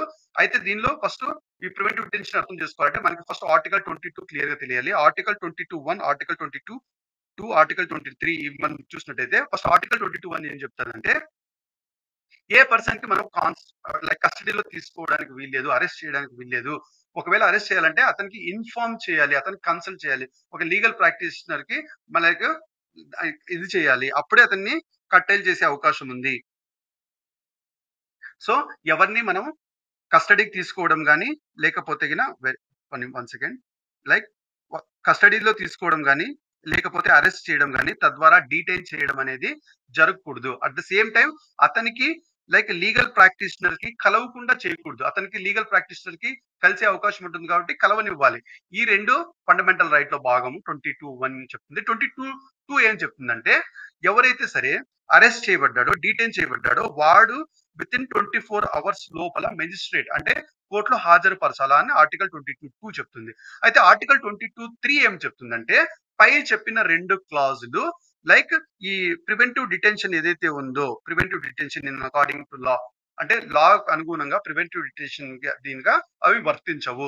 సో మనం ఎవరికైనా సరే కస్టడీలో తీసుకోవచ్చు, అతనికి ఏ గ్రౌండ్ మీద తీసుకుంటున్నామో కూడా చెప్పకుండా తీసుకోవచ్చు, అండ్ అతనికి లీగల్ ప్రాక్టీషనర్ కి కలిసే అవకాశం లేకుండా ఇక్కడ చేయొచ్చు. At the same time 24 hours లో అతనికి కోర్టులో హాజరుపరచాలనే క్లాస్ కూడా జరగదు. ఎప్పుడు ఆ పర్సన్ కి ప్రివెంటివ్ డిటెన్షన్ ఆ లైన్ లో మనం ఒకవేళ అరెస్ట్ చేస్తుంటే అది ఇంపార్టెంట్ అనమాట. తర్వాత ఆర్టికల్ 22(4) ఏం చెప్తుందంటే ఈ ప్రివెంటివ్ డిటెన్షన్ అనేది లెస్ దెన్ 3 months అంత టైం పీరియడ్ ఉండాలి. ఒకవేళ మోర్ దెన్ 3 months అంత టైం పీరియడ్ నువ్వు డీటైన్ చేయాలంటే అడ్వైజరీ బోర్డ్ నుంచి పర్మిషన్ తీసుకోవాలి. ఒకవేళ సపరేట్ కాజ్ ఉంది, దీనివల్ల మేము ఇంకా ఎక్కువ చేస్తున్నాం అని చెప్పి వాళ్ళు అడ్వైజరీ బోర్డ్ నుంచి లైక్ సఫిషియెంట్ కాజ్ మెయింటైన్ చేసి ఆ డిటెన్షన్ ని కంటిన్యూ చేయడానికి ఒక ఆర్డర్ తెచ్చుకోవాలి. అప్పుడే అది పాసిబుల్ అవుతుంది. అది ఆర్టికల్ 22(4). ఆర్టికల్ 22(7) ఏం చెప్తుందంటే ఒకవేళ 3 months కన్నా ఎక్కువ మనము డిటైన్ చేయాలి అంటే అంటే అడ్వైజరీ బోర్డ్ ఒపీనియన్ లేకోకుండానే మనం డీటైన్ చేయాలి అంటే కొన్ని కేసుల్లో పాసిబిలిటీ ఉంది. ఎప్పుడంటే ఆ విషయాలు ఏ ఏ కండిషన్ల మీద అయితే పార్లమెంట్ కింద యాక్ట్ పాస్ చేసి ఉంటుందో ఆ యాక్ట్స్ ఆ పార్లమెంట్ ఎంత వరకు చేయొచ్చు అనే టర్మ్స్ అండ్ కండిషన్స్ చెప్తుంటుందో దానికి అనుగుణంగా చేయొచ్చు అని ఆర్టికల్ 22(7) చెప్తుంది. ఇదంతా like not important for prelims అండి. You can just ignore. ఇంకా వెరీ ఇంపార్టెంట్ మనకు అర్థం చేసుకోవాల్సింది ఏంటంటే గిన కొన్ని laws obviously article 22 and 22 are not applicable to the persons who are under preventive detention in article 22(3)(a) అది article 22(3)(a) చెప్తుంది. 22(3) చెప్తుంది. Very important. దీనిలో పార్లమెంట్ మాత్రమే వెరీ ఇంపార్టెంట్. అంటే ప్రివెంటివ్ డిటెన్షన్ విషయాల్లో డిఫెన్స్ విషయం కానీ ఫారిన్ అఫైర్స్ కానీ సెక్యూరిటీ ఆఫ్ ఇండియా ఆ మ్యాటర్స్ కానీ ఎట్లా ప్రివెంటివ్ డిటెన్షన్ చేయాలి ఆ ఏ రీజన్స్ మీద ఈ గ్రౌండ్స్ లో చేయొచ్చు అని ఎక్స్క్లూసివ్ గా డిసైడ్ చేసే అధికారము ఓన్లీ పార్లమెంట్ ఉంటుంది. Very very important. Very very important. Very very important. But at the same time ఇంకొన్ని విషయాలు ఉంటాయి. ఒకటి సెక్యూరిటీ ఆఫ్ స్టేట్ కానీ మెయింటెనెన్స్ ఆఫ్ పబ్లిక్ ఆర్డర్ కానీ maintenance of supplies and services కానీ ఈ విషయాల్లో ఎలా ప్రివెంటివ్ డిటెన్షన్ చేయాలి ఏ కండిషన్స్ మీద చేయాలి అన్న విషయాల్ని ఏది పార్లమెంట్ అండ్ స్టేట్ లెజిస్లేచర్ రెండు పాస్ చేయొచ్చు. వెరీ వెరీ ఇంపార్టెంట్ అండి. Very very important. అయితే ప్రస్తుతము మనకి lots of code of criminal procedure narcotic drug psychotropic substance act 1985 unlawful activities prevention act ఇవన్నీ ప్రివెంటివ్ డిటెన్షన్ ని అలో చేస్తుంది. వెరీ వెరీ ఇంపార్టెంట్ అండి. With this we have completed this preventive detention. దీంట్లో మేము important గా defence foreign affairs security of ఇండియాలో ఈ విషయాలు మాత్రం ప్రివెంటివ్ డిటెన్షన్ ఏవో చేయొచ్చు. పార్లమెంట్ మాత్రం చేయొచ్చు. వేరే విషయాలకు అన్నిటికీ పార్లమెంట్ అండ్ స్టేట్ లెజిస్లేచర్ మాత్రం చేయొచ్చు. Then will go to the personality rights. Recent గా Delhi high court like famous Bollywood actors వీళ్ళందరికీ ఆబ్వియస్లీ పర్సనాలిటీ రైట్స్ కొన్ని తప్పకుండా ఉంటుంది. థర్డ్ పార్టీస్ ఎవరు మిస్యూజ్ చేయడానికి వీల్లేదు. ఎందుకంటే వాళ్ళ నేమ్ ని వాయిస్ ని సిగ్నేచర్ ఇమేజెస్ అండ్ ఫీచర్ అన్నిటిని యూజ్ చేసుకునేసి లైక్ ఎక్స్‌ప్లాయిటేషన్ జరుగుతుంది. ఎందుకంటే వాళ్ళకి కూడా రైట్ టు ప్రైవసీ అనేది ఉంటుంది. అండ్ రైట్ టు ప్రాపర్టీ అనేది తప్పకుండా ఉంటుంది కాబట్టి వాళ్ళకి పర్సనాలిటీ రైట్స్ ఉంటుంది అని చెప్పి చెప్పడం జరిగింది. పర్సనాలిటీ రైట్స్ అంటే ఏంటి? ఇవన్నీ మనకి మోస్ట్ ఇంపార్టెంట్ గా మనకి ఏది ఎగ్జామ్ కి వచ్చే అవకాశం ఉందంటే గిన Rome's convention 1961, TRIPS agreement 1994, WIPO world intellectual property organization performance and phonograms treaty. దీని ప్రకారం ఏంటంటే ఆబ్వియస్లీ ఈ పర్ఫార్మెన్స్ కావచ్చు వీటికి అందరికి రైట్స్ ఉండడం అనేది జరుగుతుంది. Very very important. ఇంతే ఇంపార్టెంట్ అండి. మిగతాదంతా you don't required maximum like అంతా junk. Then will go to the article 21 ఏంటి ఆర్టికల్ 300 ఏంటి ఇంపార్టెంట్. ఆర్టికల్ 21 ఆబ్వియస్లీ మనకి like no person shall be deprived of his life and personal liberty like except procedure established by law ఉంటే దాని ప్రకారం మాత్రమే ఒక person కి లైఫ్ గానీ పర్సనల్ లిబర్టీ గానీ ఉండకుండా ఉండాలి కాబట్టి ఆర్టికల్ 21 అనేది like fundamental right and personality rights కూడా 21 కింద వ్యాలిడ్ అవుతుంది. అండ్ 300A ఏదైతే చెప్తుందో ఆబ్వియస్లీ రైట్ టు ప్రాపర్టీ అనేది ఫండమెంటల్ రైట్ ఉండే దాని 44th కాన్స్టిట్యూషనల్ అమెండ్మెంట్ 1978 ద్వారా దీన్ని మనం ఏం చేసాము ఫండమెంటల్ రైట్ నుంచి లీగల్ రైట్ చేసాము. సో ఇప్పుడు ఈవెన్ దో అది లీగల్ రైట్ అయినా కానీ every person has they can have certain property అది ఆర్టికల్ 300A చెప్తుంది. సో ఆర్టికల్ 300A ద్వారా even personal like personality rights కింద ఇది కూడా రావడం అనేది జరుగుతుంది. Very important. And you can just ignore ఒకసారి అలా చూసి ఏ జడ్జిమెంట్ కింద చెప్పింది అది గుర్తుపెట్టుకోండి చాలు. And will go to the next topic that is hate speech. Very important అండి. Very important. మోస్ట్ గా మనకు తప్పకుండా అర్థం అవ్వాల్సిన ఆ 4.5 పాయింట్లు చెప్పుకుని ఐ విల్ ఫినిష్. రీసెంట్ గా సుప్రీం కోర్టు కూడా స్ట్రెస్ అప్ చేసింది. మనకి లాంగ్ టర్మ్ సొల్యూషన్ తప్పకుండా హేట్ స్పీచ్ కావాలి. దాని భాగంగా హేట్ స్పీచ్ అంటే ఏంటి, హేట్ స్పీచ్ మనం ఐడెంటిఫై దాని ద్వారా కోడిఫై చేస్తున్నాం, ఎట్లా మనం లైక్ ఏ యాక్ట్స్ ద్వారా హేట్ స్పీచ్ తగ్గిస్తున్నాము ఆ కోణంలో ఇది వెళ్తుందండి. ఇట్ ఈ like not defined in the constitution like in any form like it can be conferred in any form expression గానీ including images cartoons memes objectives and justice symbols వీటన్నిటి ద్వారా height speech చేయొచ్చు. But A form లో కూడా మనం height speech అంటే ఇది అని చెప్పి ఏ లా లో కూడా డిఫైన్ అవ్వలేదు. బట్ రీసెంట్ గా మనము లైక్ వెరీ ఇంపార్టెంట్ భారతీయ న్యాయ సంహిత 2023 ద్వారా we try to codified hate speech అండి. Codified hate speech and like religion race place of birth residence language వీటిని బేస్ చేసుకొని హేటెడ్ స్ప్రెడ్ చేయకూడదు అకార్డింగ్ టు సెక్షన్ 196. దాని తర్వాత religious feelings of any class use చేసుకునేసి religious యాంగిల్లో hated spread చేయకూడదు 299. And by using rumours కానీ like fake reports కానీ మిస్చిప్స్ కానీ ఎనిమిటీ కానీ అండ్ ఈవిల్ బిట్వీన్ క్లాసెస్ తో హేటెడ్ స్ప్రెడ్ చేయకూడదు. దిస్ ఇస్ అలా చేస్తే గిన obviously these are punishable offences as per these sections.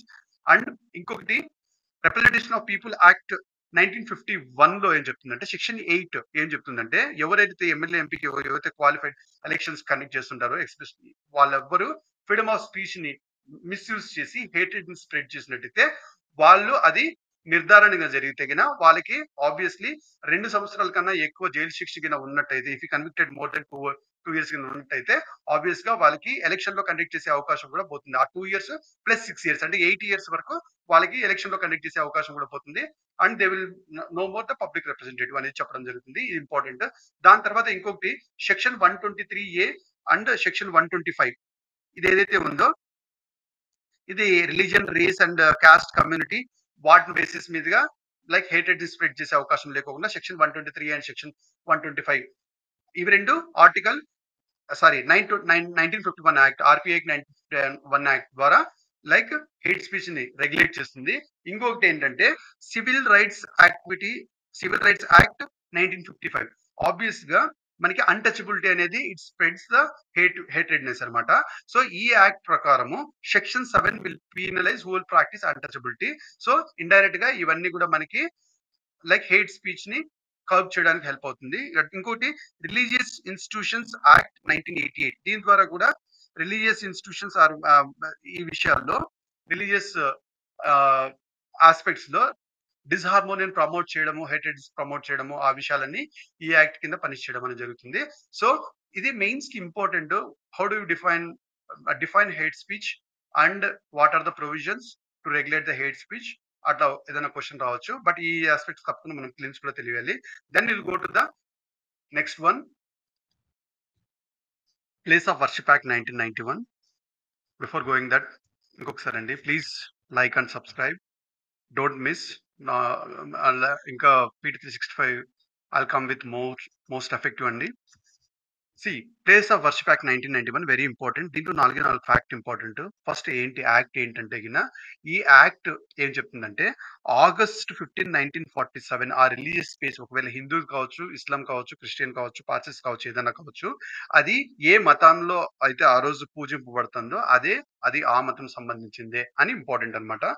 So ఇంతకు ముందు లాట్స్ ఆఫ్ అలిగేషన్స్ ఉన్నాయి. టెంపుల్స్ మాస్క్ అయ్యాయి, మాస్క్ టెంపుల్స్ అయ్యాయి, ఇలాంటివన్నీ ఉన్నాయి. బట్ 1947 August 15 రోజు అది ఒకవేళ హిందూ గుళ్ళు ఉంటే గన అది హిందూకి సంబంధించింది, ఇస్లాం సంబంధించి ఉంటే ఇస్లాం సంబంధించింది. ఇది యాక్ట్ చెప్తుంది క్లియర్ గా. అండ్ ఏ పర్సన్ కూడా బై ఫోర్స్ గా దాన్ని రిలీజియస్ డినామినేషన్స్ ఏ దానికి కూడా మనము మార్చడానికి వీలు లేదు అని క్లియర్ గా చెప్తుంది. ఇంకో మోస్ట్ ఇంపార్టెంట్ ఏంటంటే గిన ఆ religious character of any place ఏదైతే ఉందో 1947 August 15 రోజు ఏదైతే ఉందో దాన్ని అట్లనే మెయింటైన్ చేసే రెస్పాన్సిబిలిటీ స్టేట్ కి ఇవ్వడం జరుగుతుంది. It is positive application on state అని చెప్తుంది. అండ్ 1915 August 15, 1947 కి ముందు ఈ ఇట్లా మత టెంపుల్స్ ఇట్లా కన్వర్ట్ జరిగాయి సంథింగ్ ఇట్లాంటి కేసెస్ అన్ని ఇలా వచ్చాక ఎంత వీలైతే అంత త్వరగా వాటికన్నిటికీ సమ్ చేయడం అనేది జరుగుతుంది అని వాటికన్నిటికీ సొల్యూషన్ వైపు వెళ్తాం అనేది కూడా దీనిలో ఒకటి. ఇది ఇంపార్టెంట్ పాయింట్ ఏం కాదు, బట్ ఈ పాయింట్స్ ఇంపార్టెంట్ అండి, very important. You need to no these things. And very important ఇంకొకటి ఏంటంటే దీన్ని మనకి అయోధ్య టెంపుల్ ఇష్యూ ఏదైతే ఉందో ఈ యాక్ట్ నుంచి మనము ఈ డిస్ప్యూట్ ని ఎగ్జామ్ చేయడం అనేది జరిగింది. అండ్ సుప్రీం కోర్ట్ వర్డిక్ట్ ద్వారా అది టెంపుల్ కన్స్ట్రక్షన్ కూడా అయిపోవడం జరిగింది. ఇంకొకటి ఈ యాక్ట్ ఏ దానికి పనికిరావాలి అంటే ఇది important, does not apply to home అండి. ఇది ఇంపార్టెంట్ అండి. Ancient Monuments and Archaeological Sites Remain Act 1958 and which has been already settled. వీటి రెండింటికి ఇది యూజ్ అవ్వదు. అండ్ ఇంకొకటి ఎవరైతే గిన బై ఫోర్స్ గిన వీటికి మార్చడానికి ట్రై చేస్తే వాళ్ళకి 3 years పనిష్మెంట్ అండ్ ఫైన్ కూడా ఉంటుంది యాజ్ పర్ దిస్ యాక్ట్. ఇది గుర్తుపెట్టుకుంటే చాలు. And then will go to the important news లో వచ్చిన విషయాలు. ఒకటి 8th షెడ్యూల్ గురించి వచ్చింది. 8th షెడ్యూల్ అంటే ఫస్ట్ నీకు తెలియాలి ఇండియన్ లాంగ్వేజెస్ ని 8th షెడ్యూల్ లో చెప్పండి. ఒరిజినల్ గా 14 లాంగ్వేజెస్ దీనిలో ఉంది. ఇప్పుడు 22 లాంగ్వేజెస్ ని ఇంక్లూడ్ చేయడం అనేది జరిగింది. ఆబ్వియస్ గా ఒడిశా క్యాబినెట్ ప్రపోజ్ చేసింది కూలీ లాంగ్వేజ్ ని 8th షెడ్యూల్ లో ఇంక్లూడ్ చేయాలి అని చెప్పి ప్రపోజ్ చేసింది. ఇంకోటి వచ్చేసి వెరీ ఇంపార్టెంట్ మనకి 3 అమెండ్మెంట్స్ అనేది వెరీ ఇంపార్టెంట్ అండి. ఫస్ట్ ఎందుకంటే 14 ఉంది, 14 21 అయింది, తర్వాత లైక్ 22 అయింది కదా, ఇది 3 వాటి ద్వారా అయింది. ఒకటి 21st కాన్స్టిట్యూషనల్ అమెండ్మెంట్ యాక్ట్ ద్వారా సింధీ అనేది ఇంట్రడ్యూస్ చేయబడింది ఈ 8th షెడ్యూల్ లో, వెరీ ఇంపార్టెంట్. దాని తర్వాత 71st కాన్స్టిట్యూషనల్ అమెండ్మెంట్ ద్వారా కొంకణి, మణిపూర్ అండ్ నేపాలి ఈ 3 యాడ్ చేయడం అనేది జరిగింది, వెరీ ఇంపార్టెంట్. తర్వాత 92nd కాన్స్టిట్యూషనల్ అమెండ్మెంట్ ద్వారా సంతాలి, డోగ్రి, మైథిలి అండ్ బోడో ఈ 4 లాంగ్వేజ్ లో యాడ్ చేయడం అనేది జరిగింది. 14, 15, 16, 17, 18, 19, 20, 21, 22 అట్లా 22 లాంగ్వేజ్ అయ్యాయి. Very important. 8th షెడ్యూల్ లో ఉండడం వల్ల ఆ లాంగ్వేజ్ ఏం బెనిఫిట్స్ అంటే గిన గవర్నమెంట్ యొక్క సపోర్ట్ దొరుకుతుంది అండ్ సాహిత్య అకాడమీ వాళ్ళు రికగ్నిషన్ దొరుకుతుంది. సో వైడర్ ట్రాన్స్లేషన్స్ అన్ని జరుగుతాయి ఆ లాంగ్వేజ్ లో కూడా. అండ్ ఇంకోటి ఏంటంటే ఈ అసెంబ్లీలోను, పార్లమెంట్ లోను డిబేట్స్ లో ఆ లాంగ్వేజ్ ని వాడొచ్చు. అట్ ద సేమ్ టైం అన్ని కాంపిటేటివ్ ఎగ్జామ్స్ లో కూడా దీన్ని ఉపయోగించడం జరుగుతుంది. అండ్ ఆర్బీఐ కరెన్సీ నోట్లలో ఆ లాంగ్వేజ్ ని కూడా ఇంక్లూడ్ చేయడం అనేది జరుగుతుంది. Very important. తర్వాత 9th schedule of the constitution అంటే ఏంటి? అది very important. 9th schedule of the constitution amendment act అంటే ఫస్ట్ ఇది ఎప్పుడు ఇంట్రొడ్యూస్ చేయబడిందంటే ఫస్ట్ కాన్స్టిట్యూషన్ అమెండ్మెంట్ యాక్ట్ ద్వారా ఆర్టికల్ 31B ద్వారా దీన్ని ఇంట్రొడ్యూస్ చేయడం అనేది జరిగింది. దీనిలో ఏమంటే స్టేట్ లాస్, సెంటర్ లాస్ ఏవైతే ఆర్టికల్ 19 లో ఒకవేళ పెట్టినట్టయితే ఇవి సుప్రీం కోర్టు యొక్క రివ్యూ ని చేయడానికి వీల్లేదు. సుప్రీం కోర్టు వీటి రివ్యూ చేయడానికి వీల్లేదు. ఒకవేళ ఈవెన్ ఫండమెంటల్ రైట్స్ ని డ్యామేజ్ చేసినా కానీ సుప్రీం కోర్టు రివ్యూ అనేది ఉండదన్నమాట. ఇది 9th షెడ్యూల్. కానీ హౌఎవర్ ఇది IR coal versus state of Tamil Nadu ఈ కేసులో సుప్రీం కోర్టు ఏం చెప్పిందంటే 9th షెడ్యూల్ లో లైక్ 24 ఏప్రిల్ 1973 ముందు పెట్టినవైతే జ్యుడిషియల్ రివ్యూ వెళ్ళదు కానీ బట్ 24 ఏప్రిల్ 1973 ఇది లైక్ కేశవానంద భారతి కేసు ఈ దీని ద్వారా ఆ డేట్ అనమాట. అది దాని తర్వాత వచ్చిన కేసెస్ అయితే జ్యుడిషియల్ రివ్యూ ఉంటుంది. వెరీ ఇంపార్టెంట్ అనమాట. సో ఫండమెంటల్ రైట్స్ ను వైలేట్ చేయడానికి వీల్లేదు. దాని తర్వాత వీటి కింద పెట్టినట్టయితే గిన మేము ఇచ్చేయడానికి వీల్లేదు అని క్లియర్ గా చెప్తుంది అనమాట. And it undermines the basic structure. ఎందుకంటే గిన ఒకవేళ ఫండమెంటల్ రైట్స్ డ్యామేజ్ అయితే ఫండమెంటల్ బేసిక్ స్ట్రక్చర్ కూడా డ్యామేజ్ అవుతుంది. And article 21 along with article 14 and 19 కూడా డ్యామేజ్ అవుతుంది. 9th షెడ్యూల్ లో పెట్టి అవి జ్యుడిషియల్ రివ్యూ గిన లేకోకున్నట్టు చేసుకోగలిగితే అని చెప్తుంది. And right to silence you can just ignore. Reservation for locals you can ignore. దీంట్లో మోస్ట్ ఇంపార్టెంట్ ఏదైనా గుర్తుపెట్టుకోవాలి రిజర్వేషన్ ఫర్ లోకల్స్ అంటే ఒకటి గుర్తుపెట్టుకోవడానికి ట్రై చేయండి. యూ కెన్ జస్ట్ ఇగ్నోర్ అండి, నో ప్రాబ్లం. అఫర్మేటివ్ యాక్షన్స్ ఇది ఒకటి గుర్తుపెట్టుకోండి. ఆర్టికల్ 15(4) అండ్ 16(4) దీని ప్రకారము లైక్ రిజర్వేషన్ కి వెళ్ళడం అనేది జరుగుతుంది. And reservation quota fixed to 50% by Indira Sawhney judgement case and for OBC, SC, ST in employment and education రెండింటిలోనూ ఇది ఇంపార్టెంట్ అండి. దాని తర్వాత you can just ignore. And Ranganath Mishra commission దేనికోసం important? Officially national mission for religious and linguistic minorities కోసం and religious and linguistic minorities లో lots of ఆ విషయాలను ఇది చూడడం కోసం అనేది ఫామ్ అయింది ఈ కమిషన్. అండ్ ఇదేం రికమెండ్ చేసిందంటే షెడ్యూల్ క్యాస్ట్ స్టేటస్ ఏదైతే ఎస్సీ స్టేటస్ ఏదైతే ఉందో రిలీజియన్ సంబంధం లేకుండా ఇవ్వాలి. ఎందుకంటే ఇప్పుడు ఎస్సీస్ ని హిందూలో ఉంటేనే ఎస్సీ అనేది జరుగుతుంది. బట్ వాళ్ళు క్రిస్టియన్ గా అయితే కనుక వాళ్ళకి ఎస్సీ స్టేటస్ ఉండదు అనేది ఉంది. సో దీన్ని రిలీజియస్ న్యూట్రల్ గా చేయాలి అనేది మోస్ట్ ఇంపార్టెంట్. లైక్ ఎస్టీస్ గా చేయాలి అనేది మోస్ట్ ఇంపార్టెంట్ అండి. దాన్ని ఇంకా రికమెండేషన్ ఇచ్చిందంటే Dalit who converted to Islam and Christianity వాళ్ళకు కూడా ఎస్సీ స్టేటస్ ఇవ్వాలి అనేది చెప్పడం జరిగింది. అది Ranganatha Mishra commission. Very important. Article 355 emergency provisions మొత్తం హోంవర్క్ గా తీసుకునేసి కంప్లీట్ చదివేయండి. అండ్ రైట్ టు వాక్ అవసరం లేదండి, you can just ignore. With this we have completed the first section. And second section is functioning of parliament, state legislature and local government. Let's start this. No confidence motion. Before going that, I strongly recommend to like so that ఇది ఎక్కువ మందికి reach అయ్యే కొద్దీ నాకు ఇంకా ఎక్కువ motivation ఇస్తుంది. I want to come up with lots of other aspects till you complete UPSC prelims 2024 అండి. నో కాన్ఫిడెన్స్ మోషన్ గురించి కొన్ని పాయింట్స్ తప్పకుండా మనం అర్థం చేసుకోవాలి. ఇది లెజిస్లేటివ్ రెజల్యూషన్. లోక్సభలో నో కాన్ఫిడెన్స్ మోషన్ దేనిలో ఇంట్రడ్యూస్ చేస్తారు? లోక్సభలో ఇంపార్టెంట్ అనమాట. అది ఇంట్రడ్యూస్ చేయడం వల్ల ఏమవుతుంది, అపోజిషన్ బాడీస్ ఆపోజిట్ గా గవర్నమెంట్స్ మెజారిటీని ఛాలెంజ్ చేయడానికి వీలవుతుంది. ఒకవేళ నో కాన్ఫిడెన్స్ మోషన్ అనేది పాస్ అయితే అది గవర్నమెంట్ అనేది హావ్ టు రిజైన్, గవర్నమెంట్ పడిపోతుంది, గవర్నమెంట్ హావ్ టు రిజైన్ అనమాట. ఇంకోటి most important, the motion of no confidence అనేది లోక్సభలో మాత్రమే పాస్ చేయడం జరుగుతుంది. Very important. దీనికి ఆర్టికల్ 75 అండ్ ఆర్టికల్ 198 ఏం చెప్తుందంటే క్లియర్ గా council of ministers are collective responsibility Lok Sabha article 75. అదే ఆర్టికల్ 162 ఏం చెప్తుందంటే స్టేట్ లో కౌన్సిల్ ఆఫ్ మినిస్టర్స్ ఏదైతే ఉంటారో వాళ్ళు ఆ council of ministers are collectively responsibility to state legislative assembly. ఇది వెరీ ఇంపార్టెంట్ అనమాట.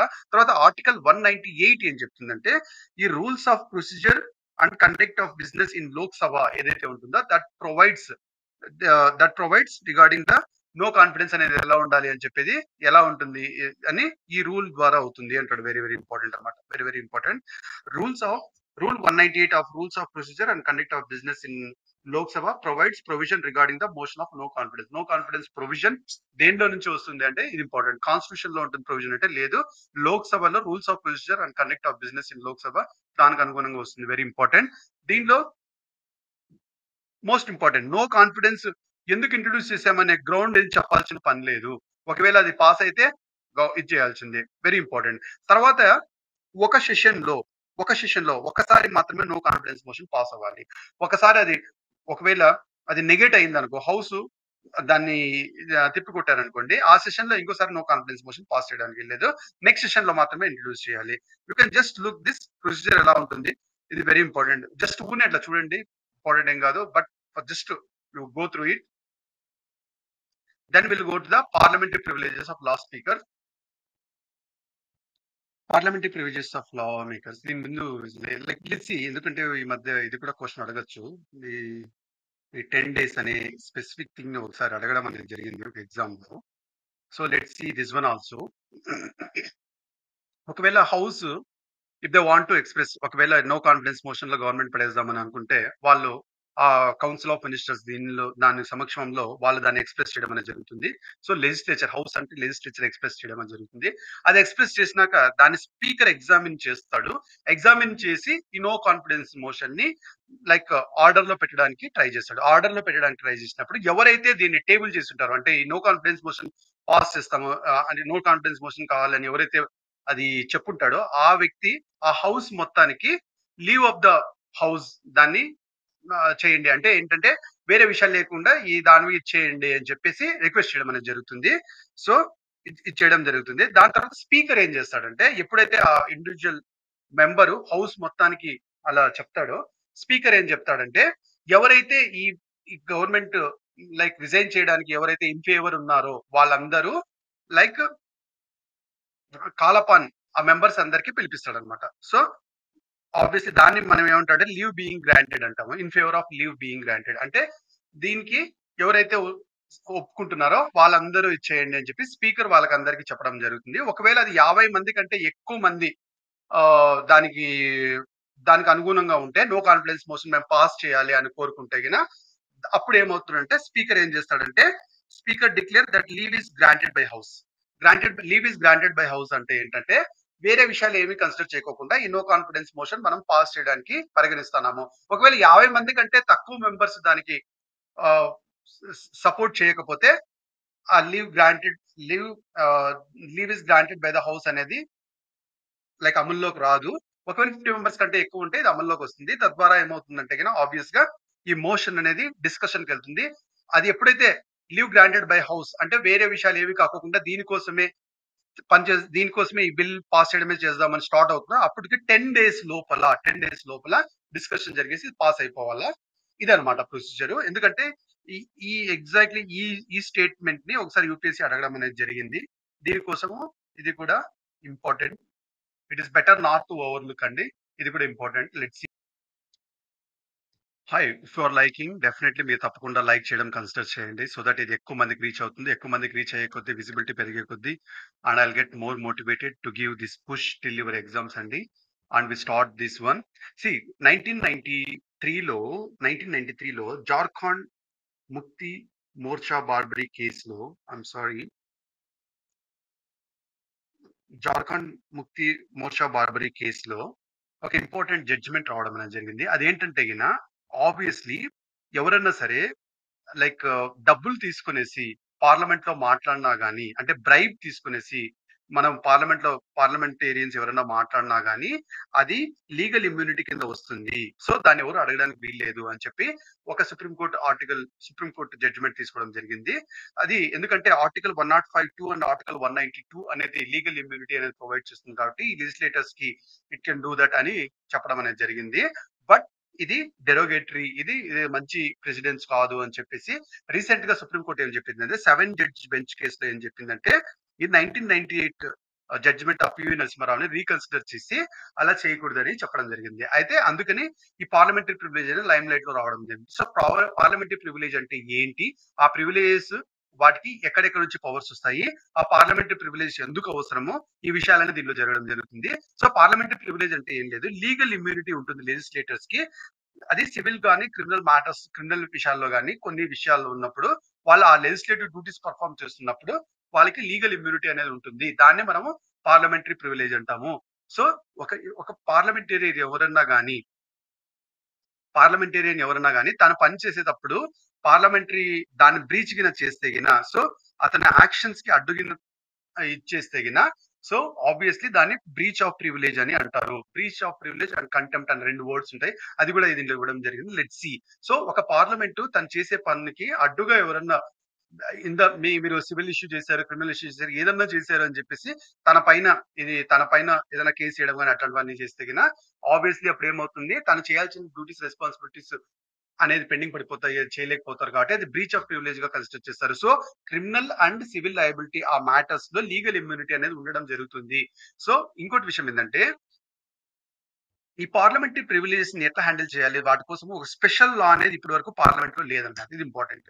పార్లమెంట్ టిల్ నౌ ఇప్పటి వరకు ఎనీ స్పెషల్ లా ఎగ్జాస్టివ్లీ ఈ అన్ని ప్రివిలేజెస్ కి కోడిఫైడ్ చేయడానికి లేదు. వేగ్ గా కాన్స్టిట్యూషన్ లో చెప్పిన కొన్ని ప్రివిలేజెస్, ఒకటి కాన్స్టిట్యూషనల్ ప్రొవిజన్స్ లో చెప్పిన ప్రివిలేజెస్, పార్లమెంట్ కొన్ని యాక్ట్స్ పాస్ చేస్తుంది. అవి మళ్ళీ బోత్ హౌసెస్ కొన్ని రూల్స్ ఉంది, రూల్స్ ఆఫ్ బోత్ హౌసెస్. వీటిలో ఏ విషయాలు అయితే ఉన్నాయో ఇవన్నీ వేగ్ గా ఉండి పార్లమెంటరీ ప్రివిలేజెస్ కి లైక్ ఎక్కువ ప్రివిలేజ్ వాళ్ళకి ఉండడం అనేది జరుగుతుంది. సో రేషాలు ఎందుకు వాళ్ళకి ప్రివిలేజ్ ఉండాలి అంటే ఆబ్వియస్ గా ఫ్రీడమ్ ఆఫ్ ఎక్స్ప్రెషన్ ఉండాలి లెజిస్లేచర్ కి, ఎటువంటి భయము, లీగల్ కాన్సిక్వెన్సెస్ లేకోకుండా. అందుకని ప్రివిలేజ్ ఉండే అవసరము. బట్ ఇంకోటి, ensure attendance of parliamentary sessions. Parliamentary sessions లో ఆబ్వియస్ గా ఒక అటెండెన్స్ అంటే వాళ్ళు ఒక రకమైన అకౌంటబిలిటీ ఉండాలి. ఇంకోటి ఏంటంటే, maintain the authority and dignity of legislatures. తర్వాత carry out functions independently and effectively. ఈ అన్నిటి కోసము రేషనలే ఉండాలి. అయితే దీంట్లో ఏంటి, 105 ఆర్టికల్, 105, 194, 105(2), 194(2), 105 ఏం లేదు. మెంబర్స్ ఆఫ్ పార్లమెంట్ కి and members of parliament committees కి ప్రివిలేజెస్ ఉంటాయి. అండ్ 105(2) వచ్చేసి స్టేట్ లెజిస్లేచర్ కమిటీస్ కి ప్రివిలేజెస్ ఉంటాయి. 194 వచ్చేసి ఆబ్వియస్ గా ఐఎమ్ సారీ 105 వచ్చేసి పార్లమెంట్ కి, 194 వచ్చేసి స్టేట్ లెజిస్లేచర్ ప్రివిలేజెస్ కి, 105(2) వచ్చేసి లైక్ పార్లమెంటరీ ప్రొసీడింగ్స్ ని ఎవరు రిపోర్ట్ చేయడం కానీ, పేపర్ కానీ, ఆ ఓటింగ్స్, ఆ విషయాలు కానీ ఎవరు లైక్ ఆ 2 హౌస్ లో ఉన్న మ్యాటర్స్ ని ఇచ్చేయడానికి వీలు లేదు, రిపోర్ట్ చేయడానికి వీలు లేదు. అది 105(2). సేమ్ 194(2) వచ్చేసి similar provision the state legislature అనమాట. తర్వాత 105(2) వచ్చేసి లైక్ స్టేట్ లెజిస్లేచర్ లో ఉన్న విషయాలు ఎవరు రిపోర్ట్ చేయకూడదు ఆ విషయాలు. And 121, 122 you just look these articles ఏంటి అని ఇవన్నీ ఆబ్వియస్ గా కొన్ని ప్రివిలేజెస్ ఇచ్చేస్తుంది. తర్వాత పార్లమెంట్ లో నుంచి కొన్ని లాస్ పాస్ చేయడం జరిగింది, అవి కూడా నీకు ఈ ప్రివిలేజ్ ని యాడ్ చేస్తుంది. అవి ఏంటంటే లైక్ కోడ్ ఆఫ్ ప్రొసీజర్ 108. ఇది ఏం చేస్తుందంటే, ఎవరైనా సరే సివిల్ మ్యాటర్స్ లో లెజిస్లేటర్స్ సివిల్ మ్యాటర్స్ లో అరెస్ట్ చేయడానికి వీల్లేదు. In civil case 40 days before and after the adjournment of the ఒక హౌస్ జరుగుతుంది అనుకో, దానికి 40 days ముందు లేకపోతే దాని తర్వాత 40 days తర్వాత సివిల్ ఇష్యూ అనే గ్రౌండ్ పైన వాళ్ళకి జైలు వేయడానికి వీల్లేదు. అది important. However MP does not enjoy any such immunity in a criminal case. ఇది ఇంపార్టెంట్ అనమాట. సో లెజిస్లేచర్ కి ఇది ఈ ప్రివిలేజ్ ఉంటది. Code of civil procedure 1908 important.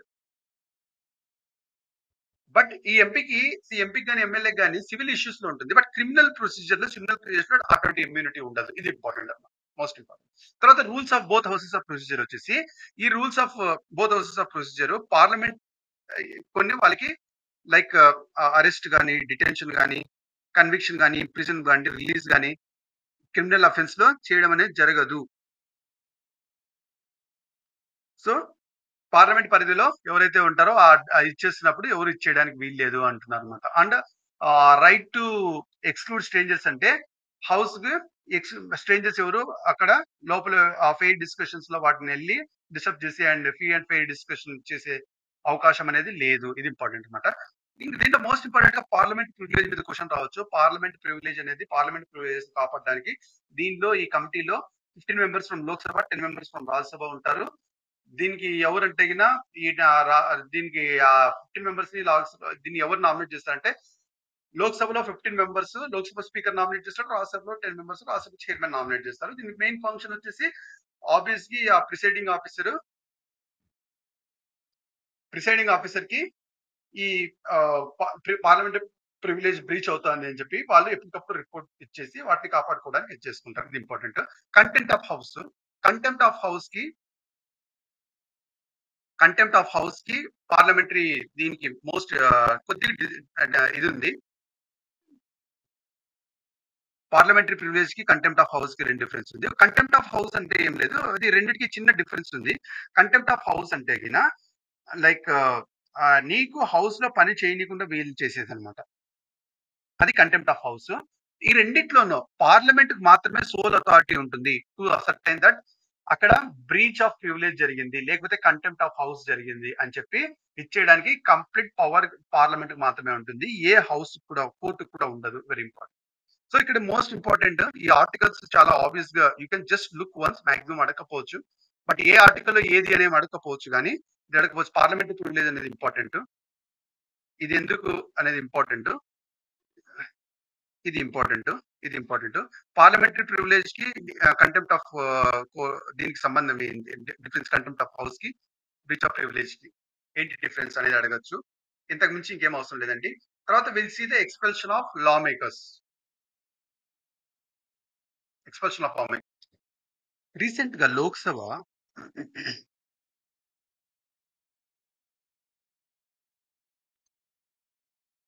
Ethical committee report ని బేసిస్ చేసుకునేసి ఒకరు ఇల్లీగల్ గా గిఫ్ట్స్ ని తీసుకున్నారని చెప్పేసి accepting gift and illegal gratification తీసుకున్నారని ఎక్స్పెల్ చేయడం అనేది జరిగింది. సో ఇది న్యూస్ లో రావడం జరిగింది. సో ఎథిక్స్ కమిటీ అంటే ఏంటి? ఎథిక్స్ కమిటీ ఆఫ్ లోక్సభలో ఆబ్వియస్ గా 15 మెంబర్ కమిటీ ఒకటి ఉంటుంది. That is nominated by the speaker. వాళ్ళు లెస్ దెన్ 1 ఇయర్ ఆఫీస్ లో ఉంటారు. అది ఎథిక్స్ కమిటీ అన్నమాట. Very important. దీని మెయిన్ ఇంపార్టెంట్ ఏంటంటే ఒక మెంబర్ అన్ఎథికల్ కండక్ట్ ఏమైనా చేస్తున్నాడా అనేది చూడడంతో పాటు like code of conduct of members ని ఎలా ఉండాలి అంటే ఆ members A code of conduct తో ఉండాలి అనే దానికి రికమెండేషన్స్ ఇవ్వడం అని, అండ్ ఆ కోడ్ ఆఫ్ కండక్ట్ లో ఇంకేమన్నా అమెండ్మెంట్స్ ఉంటే అమెండ్మెంట్ ప్రపోజ్ చేయడం జరిగింది. అట్లా ఫస్ట్ ఎథికల్ కమిటీ అనేది 2000 లో ఫామ్ అవడం జరిగింది. సెకండ్ రాజ్యసభలో ఫామ్ అయింది. అది ఫస్ట్ లోక్సభలో 2000 లో ఫామ్ అయింది. ఫస్ట్ రాజ్యసభలో 1997 లో ఫామ్ అయింది. ఇది ఎక్స్ప్రెషన్ ఆఫ్ లా మేకర్స్ దేని బేసిస్ గా జరుగుతుందంటే ఒకటి constitutional basis. So constitutional provisions basis గా ఒకరిని ఎక్స్పెల్ చేయొచ్చు, ఇంకోటి లీగల్ బేసిస్ మీద కూడా ఎక్స్పెల్ చేయొచ్చు. కాన్స్టిట్యూషనల్ బేసిస్ గా మనం చూసినట్టయితే ఎప్పుడైతే breach of privilege or contempt of house ఒక మెంబర్ వల్ల జరుగుతుందంటే అతన్ని కాన్స్టిట్యూషనల్ గ్రౌండ్ పైన అతన్ని ఎక్స్పెల్ చేయొచ్చు. దానికి సింపుల్ మెజారిటీ కావాలి. ఆ సింపుల్ మెజారిటీని తీసుకునేసి యూ కెన్ ఎక్స్పెల్. అదర్ ఇంకా ఫర్దర్ ఈ బేసిస్ మీద సింపుల్ మెజారిటీతో జరుగుతుందో ఫర్దర్ గా దీనికి ఎథిక్స్ కమిటీకి ఇన్వాల్వ్మెంట్ అనేది అవసరమే లేదు అని జరిగిపోతుంది. అలాగే లీగల్ బేసిస్ మనం చూస్తే గిన ఫస్ట్ ప్రిసైడింగ్ ఆఫీసర్ యొక్క ముఖ్య రెస్పాన్సిబిలిటీ ఏంటంటే హౌస్ స్మూత్ గా జరగాలి అండ్ అది ఆర్డర్ లో ఉండాలి హౌస్. అది ఒకవేళ ఒక మెంబర్ వల్ల బ్రీచ్ అవుతుంది, హౌస్ యొక్క స్మూత్ ఫంక్షనింగ్ లేదు, ఆర్డర్ లో హౌస్ సెట్ కాలేకపోతుంది ఈ ఇతని వల్ల అని ప్రిసైడింగ్ ఆఫీసర్ కానీ ఫీల్ అయితే అతన్ని obviously he can withdraw from the house, అంటే అతన్ని ఎక్స్పెల్ చేయొచ్చు. ఒకవేళ ఇంకొకసారి అంటే ఎక్స్ట్రీమ్ మిస్కండక్ట్ చేస్తే హౌస్ లో మెంబరు అటువంటి టైంలో కూడా ఆ హౌస్ ఆఫ్ ద పర్సన్స్ ఎవరైతే ఉంటారో అప్పుడు వాడిని అన్ఫిట్ గా పరిగణించి హౌస్ అతన్ని ఎక్స్పెల్ చేయొచ్చు. So rules of conduct and conduct of business related suspension అంటే ఇక్కడ ఏంటి, ఒకటి కాన్స్టిట్యూషనల్ బేసిస్, ఇంకోటి లీగల్ బేసిస్, ఇంకొకటి rules of procedure and conduct of business related suspension in Lok Sabha and Rajya Sabha. రాజ్యసభలో rules of conduct, rules of లోక్సభలో ఏంటి, రూల్స్ ఆఫ్ రాజ్యసభలో ఏంటి. రూల్స్ లోక్సభలో రూల్ 373 ప్రకారము ప్రిసైడింగ్ ఆఫీసర్ ఎవరైతే ఉంటాడో ఆ రోజు సిట్టింగ్స్ లో ఈ రోజు వీడు మొత్తం తలదిక్కు వేషాలు వేస్తున్నాడు, ఈ రోజు మొత్తం నువ్వు ఇక రాగరా బాబు, ఈ రోజు మొత్తం నువ్వు రావడానికి వీలు లేదు అని చెప్పేయచ్చు. అది presiding officer in Lok Sabha can do. అది రూల్ ఆఫ్ 373. అట్లా రూల్ 255 ఇన్ రాజ్యసభ ప్రకారం చైర్మన్ గా పవర్ ఉంటుంది. అతను వచ్చేసి ఈ కెన్ విత్డ్రా ఆ డిజార్డర్లీ కండక్ట్ చేస్తున్నాడు అతని వల్ల ఏమవుతుందంటే హౌస్ మొత్తం ఆర్డర్ అనేది డిస్టర్బ్ అవుతుంది అన్నప్పుడు ఈ కెన్ డూ దట్ అన్నమాట. ఓకే, డిజార్డర్లీ కండక్ట్ బేసిస్ పైన హౌస్ లో నుంచి అతన్ని విత్‌డ్రా చేయొచ్చు. అది రూల్ 255. అదే రూల్ 374 ఇన్ లోక్‌సభ అదేం చెప్తుందంటే లైక్ ఒక ఆ సెషన్ మొత్తానికి ఇతను ఇంకా రాకూడదు. ఈ సెషన్ మొత్తాన్ని ఇతన్ని రాకుండా చేస్తామని చెప్పేసి రూల్ 374 చెప్తుంది లోక్‌సభ. అదే రాజ్యసభలో వస్తే లైక్ రాజ్యసభలో డైరెక్ట్‌గా ప్రిసైడింగ్ ఆఫీసర్ హౌస్ మొత్తానికి రాకూడదని చెప్పే అధికారం లేదు. బట్ అలా దానికోసము ఒక మోషన్ అనేది సెట్ చేయొచ్చు. ఒక మోషన్ అనేది అడాప్ట్ చేసి అది ఒకవేళ పాస్ అయితే లైక్ అప్పుడు దాన్ని ఆ సెషన్ లో నుంచి ఇచ్చేయచ్చు అనమాట. అది ఇంపార్టెంట్. సో, సో ఒకవేళ చేయరు ఏదైతే ప్రిసైడింగ్ ఆఫీసర్ ఏదైతే అదేం చెప్తున్నాడో దానికి అనుగుణంగా అది పాటించకపోతే అతను హౌస్ లో నుంచి ఈ సెషన్ మొత్తం రాకుండా ఉండడానికి వాళ్ళు రిమైండర్ ఆఫ్ ద సెషన్ దానికి మొత్తానికి చేయడానికి వాళ్ళకు పాస్ చేస్తారు. అది మోషన్ కింద పాస్ అయితే అప్పుడు అతనికి ఇచ్చేస్తారు. ఇది వెరీ ఇంపార్టెంట్. తర్వాత లోక్సభలో రూల్ 374A ఇదేం చెప్తుందంటే వెరీ ఇంపార్టెంట్ అండి. ఇదేం చెప్తుందంటే లైక్ స్పీకరు డైరెక్ట్ గా ఈ సెషన్ లో క్లియర్ గా వినండి. ఈ సెషన్ లో లాస్ట్ 5 డేస్ గానీ లేకపోతే 5 డేస్ కాకోకుండా remaining part of the session మొత్తానికి గానీ ఆటోమేటిక్ గా సస్పెండ్ చేసేయచ్చు. ఇది బాట్ ఇన్ 2011 లో ఇది చేస్తుంది అనమాట. 2011 లో ఇది చేసింది. సో 5 డేస్ గానీ అంతకంటే పైన 374 ఏంటంటే లైక్ ఒక ఎంపీకి like reminder of the session ఆ సెషన్ లో రిమైనింగ్ డేస్ కి కాకుండా చేస్తుంది. ఇది వచ్చేసి ఆటోమేటిక్ గా స్పీకర్ ఎంపీకి 5 డేస్ గానీ అంతకంటే ఎక్కువ ఆ సెషన్ మొత్తానికి ఏదైతే తక్కువ ఉంటే అది 5 days or less whichever is less అది ఇచ్చేసే అధికారం 374A లో ఉంటుంది. నీకు 374A ఆఫ్ రాజ్యసభ అది ఏమంటుందంటే అలా రాజ్యసభలో డైరెక్ట్ గా చేయడానికి వీల్లేదు. అలా చేయాలంటే దానికి ఒక మోషన్ అనేది పాస్ చేయాలి. దాని తర్వాత చేయాలన్నమాట. ఇది ఇంపార్టెంట్. దీని తర్వాత వెరీ ఇంపార్టెంట్ ఆర్టికల్ 122 ఏం చెప్తుందంటే ఈ పార్లమెంటరీ ప్రొసీడింగ్స్ లో ఎవరికైనా ఇట్లా ఎక్స్పల్షన్ గా జరిగితే ఆ విషయాల్లో జ్యుడిషియరీ ఇంటర్వ్యూన్ కాకూడదు అని చెప్తుంది. హౌఎవర్ కొన్నిసార్లు జ్యుడిషియరీ ఇంటర్వ్యూన్ అయింది. ఫర్ ఎగ్జాంపుల్ రాజరాంపాల్ కేసు 2007 మనం చూసినట్టయితే కోర్ట్ ఏం చేసిందంటే upheld expulsion of Rampal. But అది ఓకే మీరు ఏదైతే ఎక్స్పెల్ చేశారో అది ఫైన్. బట్ అదేం చెప్పిందంటే but noted that preceding tented by substantial legality మీరు అది లీగల్ గా చేస్తారా లేదా అనేది that open to judicial scrutiny. అంటే జ్యుడిషియరీ ఆ సరైన విధానంలో ఉందా లేదా అనేది కరెంట్ చూడొచ్చు అని చెప్పడం అనేది జరిగింది. బట్ ఇది ఇంత ఇంపార్టెంట్ కాదు. బట్ ఆర్టికల్ 120 జస్ట్ అలా గుర్తుపెట్టుకోండి చాలు. తర్వాత expulsion and disqualification not same. Expulsion కి డిస్క్వాలిఫికేషన్ రెండింటికి డిఫరెన్స్ తెలుసుకోవాలి. ఫస్ట్ ఎక్స్పల్షన్ అంటే ఏంటంటే ఇప్పుడు నీకు హౌస్ నుంచి బయట వెళ్తున్నావు బట్ నువ్వు వెంటనే ఎలక్షన్ కి కండక్ట్ చేయొచ్చు. బట్ డిస్క్వాలిఫికేషన్ కి జరిగినావంటే ఆబ్వియస్లీ పార్లమెంట్ డిస్క్వాలిఫికేషన్ జరిగినావంటే నువ్వు కంటెస్ట్ చేయడానికి కూడా ఎలక్షన్ డిస్కండక్ట్ చేయడానికి కూడా వీలు లేకుండా పోతుంది. డిస్క్వాలిఫికేషన్ దేని బిస్మిల్ వస్తుందంటే ఆర్పీ యాక్ట్ 1951 సెక్షన్ 84 ఏం చెప్తుందంటే నువ్వు ఒకవేళ 2 సంవత్సరాల కంటే ఎక్కువ జైలు శిక్షను అనుభవించి కన్విక్ట్ అయ్యి ఇంప్రిజన్మెంట్ కాబట్టి ఆ 2 years ప్లస్ 6 years దాని తర్వాత 6 years నువ్వు ఆబ్వియస్ గా ఏమవుతుందంటే 2 or more years నువ్వు జైల్లో ఉంటే నువ్వు నిలబడడానికి ఎమ్మెల్యేగా ఎంపీ పదవులకు అర్హులు లేవు అని చెప్తుంది. అలా డిస్క్వాలిఫై అయినా కూడా తర్వాత 10th schedule of the constitution ఏం చెప్తుందంటే ఆబ్వియస్లీ లైక్ డిఫెక్షన్ పేరుతో డిస్క్వాలిఫికేషన్ జరిగినా కూడా తర్వాత article 101 and 191A 101 and 191A article ఈ ఆర్టికల్స్ ప్రకారం ఎంపీ గానీ ఎమ్మెల్యే గానీ ఏదన్నా ఆఫీస్ ఆఫ్ ప్రాఫిట్ ఉంటే వాళ్ళని కూడా డిస్క్వాలిఫై చేయొచ్చు.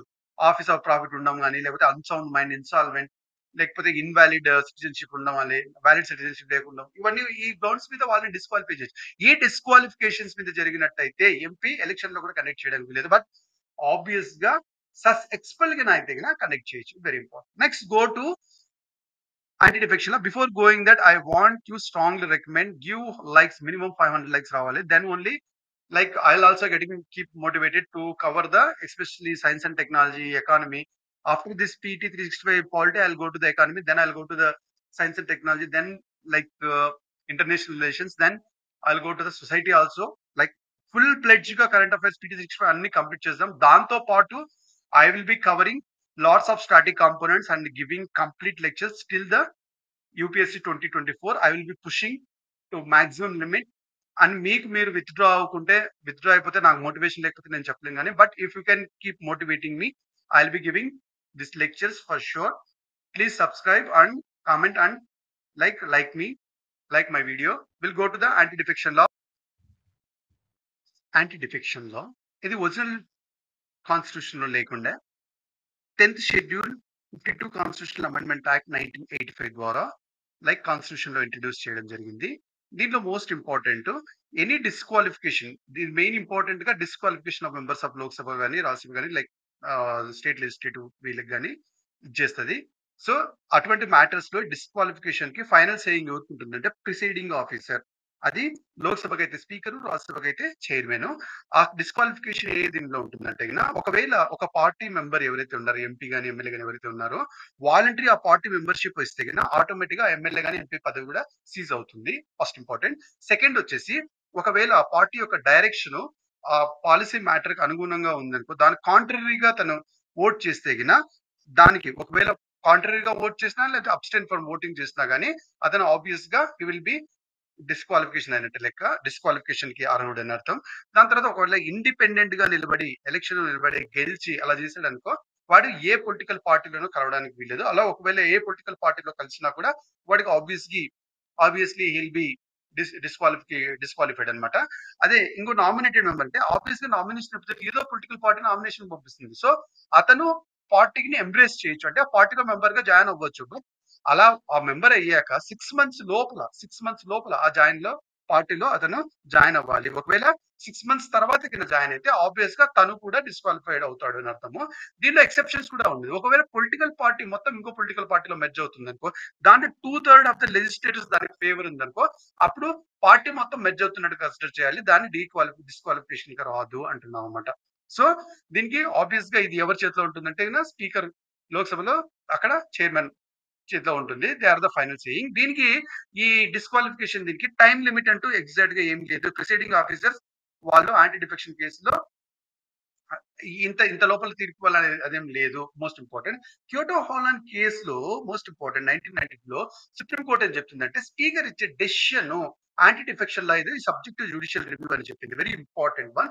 తర్వాత కిసయాం మేఘచంద్ర సింగ్ కేస్ 2020 దీనిలో ఏం చెప్పిందంటే, 10th షెడ్యూల్ ద్వారా డిస్‌క్వాలిఫికేషన్ ఏదైతే చెప్తారో, వాళ్ళు ఫైలింగ్ చేసాక స్పీకర్ గాని, లేకపోతే చైర్మన్ గాని ఇండెఫినిట్ టైమ్ పీరియడ్ తీసుకుంటారు. దానికి ఆ టైమ్ పీరియడ్ 3 మంత్స్ చేయండి అని చెప్పి రికమెండ్ చేయడం అనేది దాంతో పాటు, అంటే from the time of filing to 3 months లోపల డెసిషన్ అవ్వాలి. అట్ ద సేమ్ టైమ్ ఇంకోటి చెప్పిందంటే, అది స్పీకర్ పరిధిలో కాకుండా, స్పీకర్ గాని లేకపోతే ఆ పక్క చైర్మన్ పరిధిలో కాకోకుండా పర్మనెంట్ ట్రిబ్యునల్ ఫార్మ్ చేయండి to look into the matters of 10th schedule అని కూడా లైక్ ఇది చెప్పింది. ఇదంత ఇంపార్టెంట్ కాదు కానీ ఇది important that you can use in the mains answers also very important అండి. Then will go to the whip అంటే ఏంటి, రూల్ 2 దీని ప్రకారం ఏంటంటే, పార్లమెంట్ లో ఏదో పొలిటికల్ పార్టీ ఏదైతే ఉంటుందో ఒకరిని విప్ గా నిలబెడతారు. ఆబ్వియస్ గా అతను ఆ పార్టీ మెంబర్స్ మొత్తం వాళ్ళ డైరెక్షన్ ఫాలో అయ్యేలాగా like he has to take care అనమాట. అంతే, అంతకు మించి ఇంకేం లేదు. Then will go to the ordinance making power. Very important. Ordinance making power of the president and governor. Very very important అండి. Before going to that, I want you to like, if you miss that, very important. Let's see.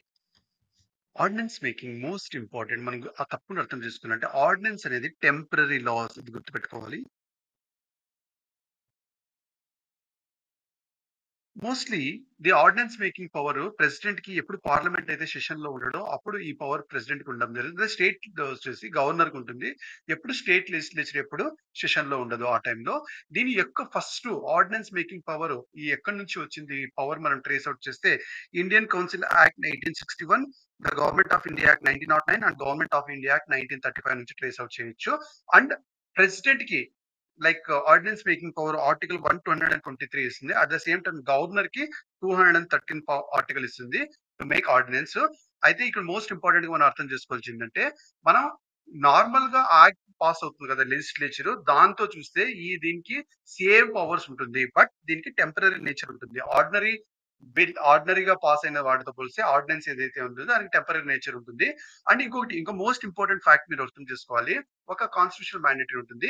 The maximum time gap between 2 sessions in the parliament is 6 months. 6 months అన్నమాట. ఒకసారి ఒకసారి first session లోకి వచ్చాక ordinance ఎప్పుడైతే pass చేశారో, within 2 months లోపల అది 2 houses లో పాస్ అవ్వాలి అనే మ్యాండేటరీ కూడా ఉంది. విత్ దట్ ఇక్కడ ఏమవుతుందంటే, maximum maximum life of ordinance ఎంత అంటే, ఆబ్వియస్లీ ఎంత అంటే 6 months plus 6 weeks. Very important. So ఇది 6 వీక్స్ అయ్యాక ఇది ఎక్స్‌పైరీ అవుతుంది నెక్స్ట్ సెషన్‌కి. నెక్స్ట్ సెషన్ ఇప్పుడు స్టార్ట్ అయింది. నెక్స్ట్ సెషన్ స్టార్ట్ అయ్యాక వితిన్ ది 6 మంత్స్ లోపల 2 హౌస్‌లో ఇది పాస్ అవ్వాలి. లేకపోతే ఇది ఎక్స్‌పైరీ అవుతుంది. ఈ ఫ్యాక్ట్‌ని గుర్తుపెట్టుకునేసి maximum life of ordinance 6 months and 6 weeks అని చెప్పొచ్చు. ఒకవేళ ఈ 2 హౌసెస్ కూడా డిఫరెంట్ డేట్స్ లో ఉంటాయి కదా, అప్పుడు లేటర్ డేట్ ని కన్సిడర్ చేస్తారు ఈ సెషన్ వచ్చేటప్పుడు. అది ఇంపార్టెంట్ కాదు, but you just remember like very. తర్వాత ఇంకోటి వచ్చేసి ద ఆర్డినెన్స్ ఎప్పుడైనా సరే ఇట్ మే ల్యాబ్స్. ఎప్పుడన్నా ఒకవేళ ప్రెసిడెంట్ గాని గవర్నర్ గాని దాన్ని విత్డ్రా తీసుకున్నా లేకపోతే 2 హౌసెస్ దాన్ని డిసప్రూవ్ చేస్తూ పాస్ అయినా కూడా అది ల్యాప్స్ అయిపోతుంది. అదే స్టేట్ లెజిస్లేచర్ లో చూస్తే ఈ డిసప్రూవ్ అవడానికి లెజిస్లేటివ్ అసెంబ్లీలో పాస్ అయ్యి and agreed upon to legislative assembly అయితే మాత్రమే అది ఆబ్వియస్ గా విత్డ్రా అవుతుంది. అంటే గవర్నర్ కి విత్డ్రాయింగ్ పవర్ ఉండదు. దాన్ని మళ్ళీ స్టేట్ అసెంబ్లీలో పాస్ చేసుకునేసి agree to state legislative council చేసుకుంటే అప్పుడు విత్డ్రా అవుతుంది అంటున్నాం అనమాట. So obviously ordinance making power ఏ విషయాలపైన ఉంటుందంటే ప్రెసిడెంట్ గాని లెజిస్లేచర్ గాని లైక్ పార్లమెంట్ ఏ విషయాలకైతే పాస్ చేస్తుందో ఆ విషయాలపైన ఆర్డినెన్స్ మేకింగ్ పవర్ ప్రెసిడెంట్ ఉంటుంది. అండ్ స్టేట్ లెజిస్లేచర్ ఏ విషయాలపైన స్టేట్ పాస్ చేస్తుందో ఆ విషయాలపైన మేకింగ్ పవర్ ఆన్ గవర్నర్ ఉంటుంది. Very important. Then however governor ఎప్పుడైనా సరే ఆర్డినెన్స్ పాస్ చేసినా కొన్ని విషయాల్లో మాత్రం ఆర్డినెన్స్ కూడా అతను prayer sanction of the president ఉండాలి. వితౌట్ అది లేకోకుండా కూడా జరగడానికి వీలు లేదు అంట. ఫస్ట్ వచ్చేసి కొన్ని బిల్లు మామూలు స్టేట్ లెజిస్లేచర్ పాస్ అవ్వాలంటే మనకి ప్రియర్ శాంక్షన్ ఆఫ్ గవర్నమెంట్ ఉంటేనే అది పాస్ అవ్వాలి అని ఉంటాయి కదా, ఆ విషయాలకి ఆర్డినెన్స్ ఇవ్వాలన్నా కూడా నీకు ప్రెసిడెంట్ శాంక్షన్ కావాలి. తర్వాత ఇంకోటి వచ్చేసి ఇంకొకసారి లైక్ కొన్ని బిల్స్ గవర్నర్స్ లైక్ డైరెక్ట్ గా అసెంట్ ఇవ్వకుండా లైక్ మనము కన్సిడరేషన్ ఆఫ్ ద ప్రెసిడెంట్ కి పెట్టాలి వస్తుంది అనమాట. అటువంటివి సో ప్రియర్ శాంక్షన్ అవసరం లేదు, బట్ పాస్ చేసేటప్పుడు like they need to like president పంపించాలి. ప్రెసిడెంట్ అప్పుడు దాన్ని కన్సిడర్ చేస్తే దాని బిల్ పాస్ అవ్వాలన్నమాట. అటువంటి విషయాలకి తర్వాత ఇంకొకటి ఏంటంటే సరే ఏ బిల్స్ కి అయితే ప్రెసిడెంట్ అసెంట్ లేకోకుండా ప్రెసిడెంట్ అసెంట్ కంపల్సరీ ఉంటుందో స్టేట్ బిల్స్ కి వాటికి కూడా ఆబ్వియస్ కి ప్రెసిడెంట్ యొక్క ఇది తీసుకునేసి రెఫరెన్స్ తీసుకునే ఆర్డినెన్స్ ఇవ్వాల్సి వస్తుంది. ఇది ఇంపార్టెంట్ అనమాట. Will start next one the secretariat of parliament. Secretariat of parliament maximum important things ఏం లేవండి, బట్ ఇంపార్టెంట్ గా మీరు ఒకటే అర్థం చేసుకోండి. పార్లమెంట్ ప్రాపర్ గా ఫంక్షన్ అవ్వడానికి ఆ ప్రొసీజర్ ప్రెసిడెంట్ తర్వాత లైక్ లెజిస్లేటివ్ నాలెడ్జ్ వీటికి అన్నిటి కోసం పార్లమెంట్ కు సెక్రటరియట్ ఉంటుంది. ఆస్ పర్ ఆర్టికల్ 98 ప్రకారం ఏం చెప్తుందంటే వాటికి సపరేట్ సెక్రటరియట్ స్టాఫ్ ఉంటుంది. అండ్ పార్లమెంట్ బై లా ఆ స్టాఫ్ ని రిక్రూట్మెంట్ అవన్నీ by law parliament can do that. అది ఇంపార్టెంట్. అంటే కండిషన్ ఆఫ్ సర్వీస్ అపాయింటెడ్ అవన్నీ ఎవరు డిసైడ్ చేస్తారంటే పార్లమెంట్ చేస్తారు, అంతకంటే ఇంకేం లేదు. అండ్ ఇంకోటి లైక్ కొన్ని 2 హౌసెస్ కి కామన్ గా ఉంటే కొన్ని పోస్టులు క్రియేట్ చేసుకోవచ్చు. Same thing goes with article 187 in state legislature proper function చేయడానికి వాళ్ళకి ఒక స్టాఫ్ ని ఇచ్చేసుకుంటారు. Very important. అంతకంటే ఇంకేం అవసరం లేదండి. Even functions of secretariat assistants, payment salaries and other license, serving parliamentary committees serve చేయడము, జనరల్ ఎయిడ్స్ అంటే జనరల్ హెల్ప్ చేయడము, అండ్ అడ్వైజ్ ప్రిసైడింగ్ ఆఫీసర్స్ కి హెల్ప్ చేయడము, అండ్ రీసెర్చ్ కానీ ఏదైనా మెటీరియల్ వాటిని వేరియస్ పబ్లికేషన్ వాటికి హెల్ప్ చేయడము, and like various record and day to day activities మొత్తం ఇచ్చేయడం. అంతకంటే ఇంకేం అవసరం లేదు. You can just go to the next thing that is democratic డీసెంట్రల్. ఇది చాలా ఇంపార్టెంట్ అండి ఫిలిమ్స్ కి. You can just ignore all this. You can just ignore because ఎప్పుడు ఇది ఇవ్వడం అనేది జరగదు ఫిలిమ్స్ కి. You can just go to the democratic decentralization India 2023లో 30th యానివర్సరీ జరుపుకుంది. 73rd and 74th amendment act Indian constitution లో యాడ్ చేసి, ఇది అందుకని ఇది ఇంపార్టెంట్. లెట్స్ సీ డెమోక్రటిక్ డీసెంట్రలైజేషన్ లో నీకు 73rd and 74th constitution amendment act 1992 నుంచి ఇది రావడం జరిగింది. 1993 నుంచి ఇది డెమోక్రటిక్ డీసెంట్రలైజేషన్ అనేది ఆబ్వియస్ గా ఎన్ఫోర్స్మెంట్ లోకి వచ్చింది. Important. 73rd constitution amendment 1992, 74th constitution amendment 1922 differences చూస్తే 73rd వచ్చేసి పంచాయత్ రాజ్ ఇన్స్టిట్యూషన్స్ కోసము, అందులో పార్ట్ 9 లో వస్తుంది. ఆబ్వియస్ గా ఇది 11th షెడ్యూల్ లో ఇది వస్తుంది. And 29 functional outcomes of Panchayat దీంట్లో ఇంక్లూడ్ అయింది. మోస్ట్ ఇంపార్టెంట్ ఇంతే అండి, ఎందుకంటే don't look more deep. And దాని తర్వాత urban local governments 74th constitution amendment లో ఇచ్చేయడం జరుగుతుంది. పార్ట్ 9A లో వస్తుంది అర్బన్ లోకల్ గవర్నెన్స్ దీనికి సంబంధించిన విషయాలు. And 12th constitution and 18 functional items of the municipalities ఉంటుంది. Very important. దీనికి ఇంపార్టెంట్ ఈ పంచాయత్ రాజ్ ఇన్స్టిట్యూషన్స్ ఫామ్ అవడానికి ఫుల్లెస్ట్ ఈ కాన్స్టిట్యూషనల్ స్టేటస్ రావడానికి lots of committees different stages లో వచ్చి ఒక్కొక్కటి రికమెండ్ చేస్తూ ఇలా వచ్చాయి. ఇది ఈ టైం లైన్ గుర్తుపెట్టుకోవాలి. అండ్ వీటికి సంబంధించి మీరు పంచాయత్ రాజ్ ఇన్స్టిట్యూషన్స్ పాలిటీ లక్ష్మీ చదివేటప్పుడు you just go through this. Balwant Roy committee, Ashok Mehta, Hanumantharao, GVK Rao, ఎల్విన్ Singi, like తుంగాన్ committee అన్ని ఇంపార్టెంట్ అంటే very important. You go through that. దాని తర్వాత పంచాయత్ రాజ్ ఇన్స్టిట్యూషన్ స్ట్రెంగ్ చేసే దానిలో కొన్ని స్టెప్స్ తీసుకున్నాం అనేది క్లియర్ గా ఇచ్చింది. దానిలో ఈ గ్రామ్ స్వరాజ్ అనేది important.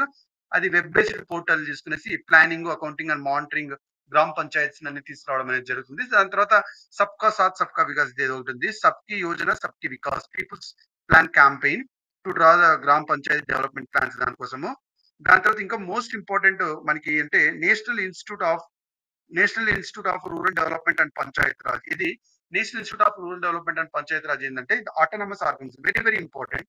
That under the ministry of rural development. ఇది కూడా ఇంపార్టెంట్ అండి. రూరల్ డెవలప్మెంట్ కింద ఇది ఉండి కెపాసిటీ బిల్డింగ్ కోసం హెల్ప్ చేస్తూ like development functions, local elected representatives develop చేయడం అవన్నీ చేస్తూ ఉంటుంది. ఇవన్నీ ఇంపార్టెంట్ అండి, most important. Then Svamitva scheme, ఇది కూడా ఇంపార్టెంట్. Sorry, Svamitva scheme. ఇది ప్రాపర్టీ కార్డ్స్ ని ల్యాండ్ ఓనర్స్ ఇవ్వడానికి అది చేస్తుంది. ఇది ఇంపార్టెంట్. ఇవన్నీ important. Let's go to the, అంతకంటే ఇంకేం అవసరం లేదు. యూ కెన్ జస్ట్ మనం ఎట్లా ఇన్ డీటెయిల్ లక్ష్మీకాంత్ లో చదువుతాం కాబట్టి ఈ డీటెయిల్ ఇవి ఒకసారి రివిజన్ చేసుకోవాలి. Then will go to the next topic. Let's see finances of public ప్రాజ్ institutions. And last reminder once more, please like it and comment. And మీరు దయచేసి if you like for liking nice అని చెప్పండి, ఏదో ఒకటి మీరు చెప్పండి, లేకపోతే ఇంప్రూవ్ చేసుకోమని చెప్పండి. I will improve. I have the passion and if you have the hunger, like you can keep learning అండి. Just you can definitely consider subscribing to not miss the content and like it. We'll go to the next topic.